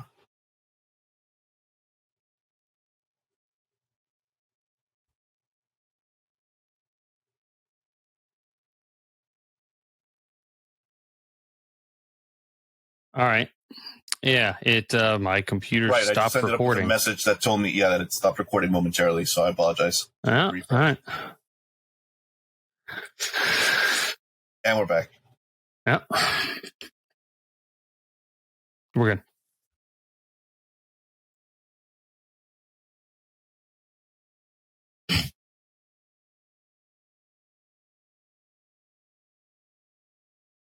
You need to, yeah, everyone needs to refresh. I bet Bob's going to get the message too pretty soon. Yeah.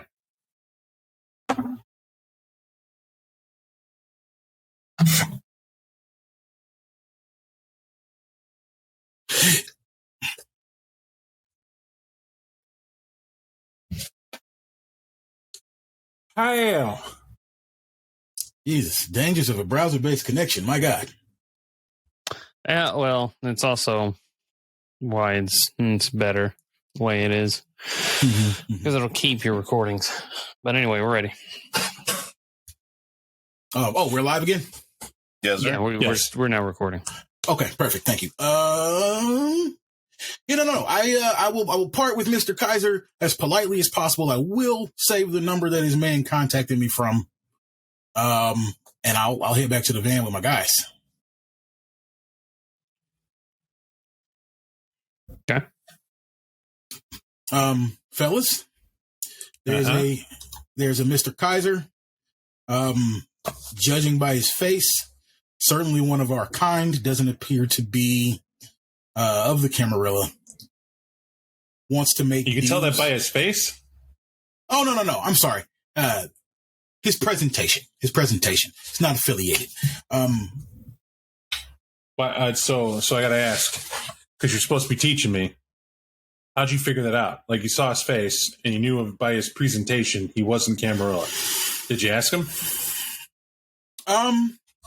Not directly. Because you got this weird way of not asking people what you want to know. Well, so what you'll see that I do most of the time is I'll ask a question in response to a question because I'm just trying to take a measurement, right? If a man tells me he's not Cam, that means one of two things. Either he's not or he is, and he doesn't want me to know, which kind of puts him in the same box for me. But I thought we only had to be like that if we were on Elysium trying to get dates. You're correct. Have to be. This is a choice. It is a strategic choice that I make for myself. That's all. All right. So your strategy of being vague and not direct is to mute your title? It's to mute my title, number one. And number two, it is to... Why? It's to figure out which lies are important. Right? If I know that I can't trust a person, there's no reason for me to expect the truth. So instead... you're answering the question. I get it. But where I'm at is if you're the sheriff and you're the guy to be feared and you're literally the man, you're the one that gets the phone call to be the fear for the prince. Why are you walking around not being the deterrent you're supposed to be? If they're talking to you, you're the fucking sheriff, not the wackadoo who's sitting in the corner trying to earn, I don't know, props or respect. It's weird. Because I am reserving myself the option, right? See, if I go around and I'm always the man and the person to be feared, right, then what I have to deal with is the assumption that I came to bring harm. Very often I will come to bring harm, but I don't want that to be the assumption. Because on the day that I need to walk up to somebody close, have him not suspicious at all, and then cut his throat, I need that to be an option. Okay, that's just weird to me because, you will get more doors to work the way you want them to when you're the title. With a person who wants me to know that they're Camarilla. If he's lying And he is Camarilla, but he's telling me he's not. That means he's up to something. It means I'm going to find out that he's lying later.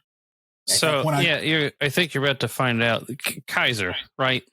Yeah. Likes limos, likes suits. Yeah. Nosferatu? Yeah. He's Camarilla. Well, then he's lying to me. And that's information I can use. Unless he just flipped to someone else. Don't you see how that's information either way? If I'm not going to drag this man out of his limo and interrogate him tonight, I need to know what he wants me to know while telling him as little as possible. He knows I'm the sheriff. Yeah, it sounds like you're making a bullshit hoops to jump through that you don't need to jump through. If he was just, I wonder there's a lot about this about you. There's a lot of shit me and Dino doing, decompressing your nonsense. Because if you were just like, I'm the fucking sheriff in New York, who the fuck are you? Then the Kaiser's got to go, that's why I called you. I need you to do something. Well, I don't want to do something for you. Why? Because I'm the fucking sheriff. That's not how this works. If you're talking to me, you got a problem. You don't got a problem. Now you got a problem because you're wasting my time. Like, it's just me. Wait. Look, am I getting this from the two guys who just wanted to fucking pinch 2 gold bars off the fucking prince? Pinch the offer. Hey, I don't want to hear your shit. I got a method, right? If somebody needs to be afraid of me, they'll know because they'll see my 2 big fucking fangs right in front of their neck. Okay, all right, Mike, all right. There we go. We see the sheriff. You may accompany that with a wits and composure roll, sir. With a resolve composure. Fuck. This one is no hunger.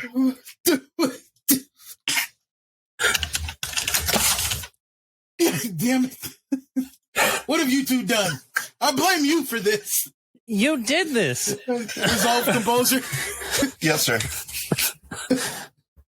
I succeed.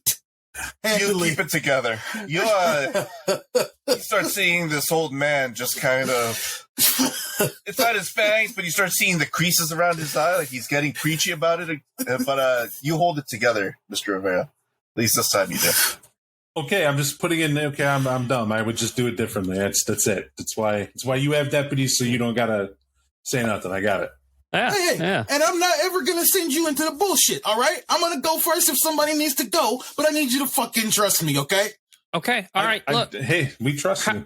How about some display of trust from one deputy to a sheriff? All right. Look, you know who's in my brood, so to speak. Right. She's family. We talk. And a lot of people, probably Kaiser too, talk about you. Because they don't know you. They don't know what you're about. You play your cards close to your chest, right? What they say is the vague guy that never is direct about a fucking thing. That is what they fucking say, but that works a lot for the court, right? Keeps people guessing. Who that doesn't work for, though, is your boss. Uh-huh. You want me to tell you about me and my boss? Your business with the prince is your business. I'll put my hand over Dino's mouth and just nod. Yes. Oh, fuck. What I'll tell you about me and my boss is that I've known her for a long time. I've known her longer than you have, Dino, believe it or not. Now, what I'm going to say is that I don't tell her what she don't need to know. Been a lot of places. I've done a lot of things. I've seen a lot of people. I ain't always been Cam. But what I need you to understand is that the most valuable currency for people who live forever is information. Right? If I'm vague, if I'm cagey, it is because I don't give people shit that they don't need. Mm-hmm. Right? I'm going to tell y'all stuff that I ain't going to tell her. Am I making sense? Mm-hmm. All right. Let's just fucking trust me. Okay?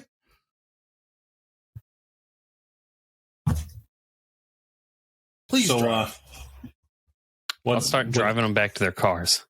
You tell us what the Kaiser wanted you to do that you're not doing. Is that some info I can know, or are we leaving that off the table because I'm the guess? Because that's your info. I'll tell you what he told me, but it ain't much because I said no. Right? What he told me is that he wanted the ledgers and the laptop that we found tonight, which tells me somebody spoke to him. He knew where they were. Maybe what that tells me. You know that thing you do sometimes. Uh-huh. You He told me you be in a room and I wouldn't know it. Yeah. That tells me that's what he was doing. It's a good But point. you know what he couldn't do? You know what he couldn't do? He couldn't get in the van and follow us in there. One room, he couldn't figure it out. So he got in his little pretty limo. That's why he called you so soon. And he hoped to catch you before you gave it to the prince. And you know what he was thinking? That we would have John Leguizamo with us. Good old Tucci. But we didn't have him, did we? But he saw Tucci get out. So he didn't need to ask us for him. And I bet you we won't see Tucci ever again. But there's one thing for certain. Us in the van driving away, he couldn't get Tucci and the items at the same time. So what I'm saying is, I bet we go back to that deposit box, turn it upside down. You're not going to find the ledgers or the laptop there. Because how the fuck would he ask for the items specifically we dropped in that box? And he didn't ask about the gold bars. And why he wouldn't ask about them? Because Dino has them. So you're thinking this was some sort of test? No, it's not a test. I'm thinking what just happened right there on the spot is that whatever she had you do, you're the one with vagaries. I'm dealing with actuality. It is very odd that the moment we were driving away, Kaiser Soze calls you and says, come here to the limo in Times Square in front of the Disney fucking store. And there's a sign held up with your name on it, probably written on some Sharpie he has on standby. And you go over, get in the car, have your chat. We're sitting here with the thumb up our ass, and what do their people know? They don't know where the fucking items are. They might even assume we have it sitting in a van. But I don't know, maybe they expected all three of us to get out. Someone would look, and if it was in there, they would have took it. But we didn't, because you're the king of leaving us hanging in a car. And, all the time, like we're fucking toddlers. And you don't even leave the 3 inches at the top so we can breathe, so it's legal. And, here we are. I'm listening to Dino's bullshit 80s music most of the time and trying to figure it out. So here we are. Now, you can call this a hunch. I got some good instincts. I also got a thing called logic. Hey, I like your hunches. I like your hunches. If it's not bothering, I got $100 then. I'll snap it out my wallet and dink dink. I'll lick it and slap it on the dash. That says that box doesn't have what we just put in it. And he kept us in suspense long enough to clear it out. That's not fair. That's not fair. Because if we go back and we check the box and it's gone, it could just as easily be the princess people who came and took it because she's the one who asked us for it. That'd be a hell of a timing on her part since she didn't know when we were dropping it off. You just said, yeah, I know where to put it. That it could be. I'm just saying we need a better bet. That's all I'm saying. Look, it's a gentleman's bet. It's right there. There's a gentleman's bet, meaning in its purity, it's my theory versus your nothing. All right. Come on, Dino. You're good for a solid. What do you say? You got a skirt note?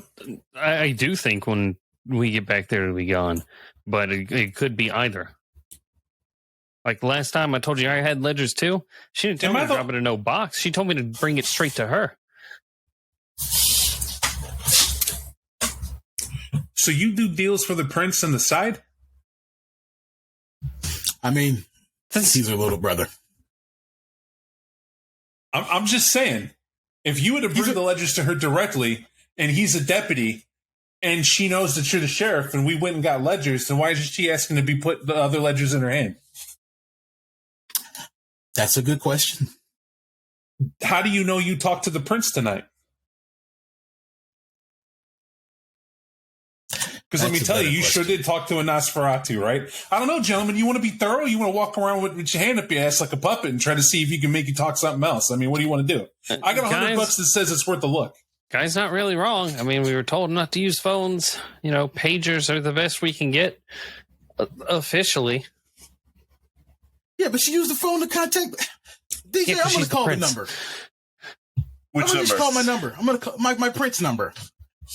All right. You give her a phone call, and it rings, and it rings, and it rings, and it rings, and it rings, and no one picks up. All right.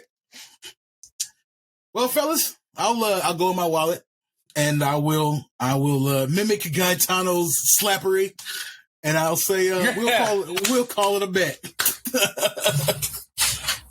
Come on, Dino. Stand to win 300. There's only 2 outcomes. I give put a third. 100. Okay, I put the 100 down on the dash on Guy's side. So 2-1. So if I lose, I owe another 100. What do I get if I win? $200. Your 100 plus the 2.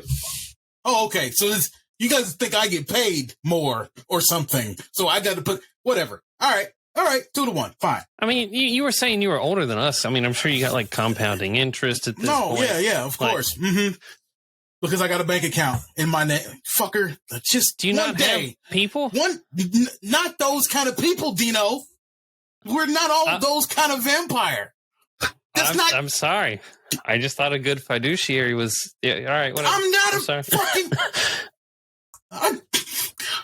I'm gonna. You know, go if ahead and you go to my need, car. I can give you a recommendation. Okay. I'm going to my car. And with that, we will close out our scene as we will leave you on a cliffhanger to find out who is right in this case, which we will reveal in our next session. But gents, it was a pleasure playing with you today. To start, everyone, for our first session, I'll hand out 3XP for everyone as a sign of good, energetic role play there, and we will take a nomination for one. I don't know. Do I only get one nom? Whatever comes first, we will. I was gonna say because I feel like multiple noms are appropriate here, and I only have 2 partners, so I assume I can't give 2 noms. But okay, I'll say I'm gonna nominate Bob for Gaetano in convincing me that he is this paranoid, formerly Italian criminal's teacher. God damn it. Because he's raising all the possibilities and forced me to break character several times. So I'll nom Gaetano. Sweet. I do want to point out, I like the energy of actually playing what we talked through. I think it really shows and works out. And there was very, very little stall time for that. The only stall time was die rolling, which happens in any game, which is fine.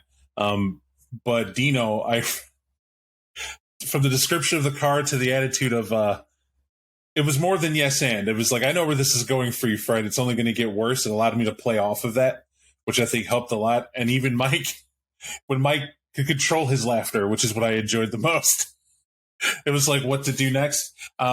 I agree with Mike. It's hard to nom someone, but I think out of the 2, I would nom Dino for that strong effort in maintaining character and staying forward, especially with that bit about the ledgers. Like he held on to that to the end, which I don't know if it slipped, but it was good timing to admit that because it was like, oh, okay. It was it was timing because I didn't want to say shit in front of Chuchi. Yeah. It's like, it's ledgers again. Are we on the same page? But I would say Mike does a good job as sheriff, but I'm real. He is confusing as fuck to follow. I know. It's like I don't. But hey, we're not Ancilla Ophidians, so this is just his blood coming up, right? I mean, the Sedites sow chaos, all this stuff. What do we expect from the sheriff? For what it's worth, I concur with the Dino nom, and I'll go so far as to say, before Brent Shrine speaks, if you were gonna nom me, don't, because holy shit, y'all were great. Oh. All right. There you go. One for Bob and one for Brent Shrine this round. I was gonna, but my boss told me not to, so I'll keep it back. I found the sheriff very fucking entertaining, actually. A good time. Very much so, yeah. Well, all right, folks. I guess that about wraps it. Yeah. Looking forward to next time. See y'all later. DJ.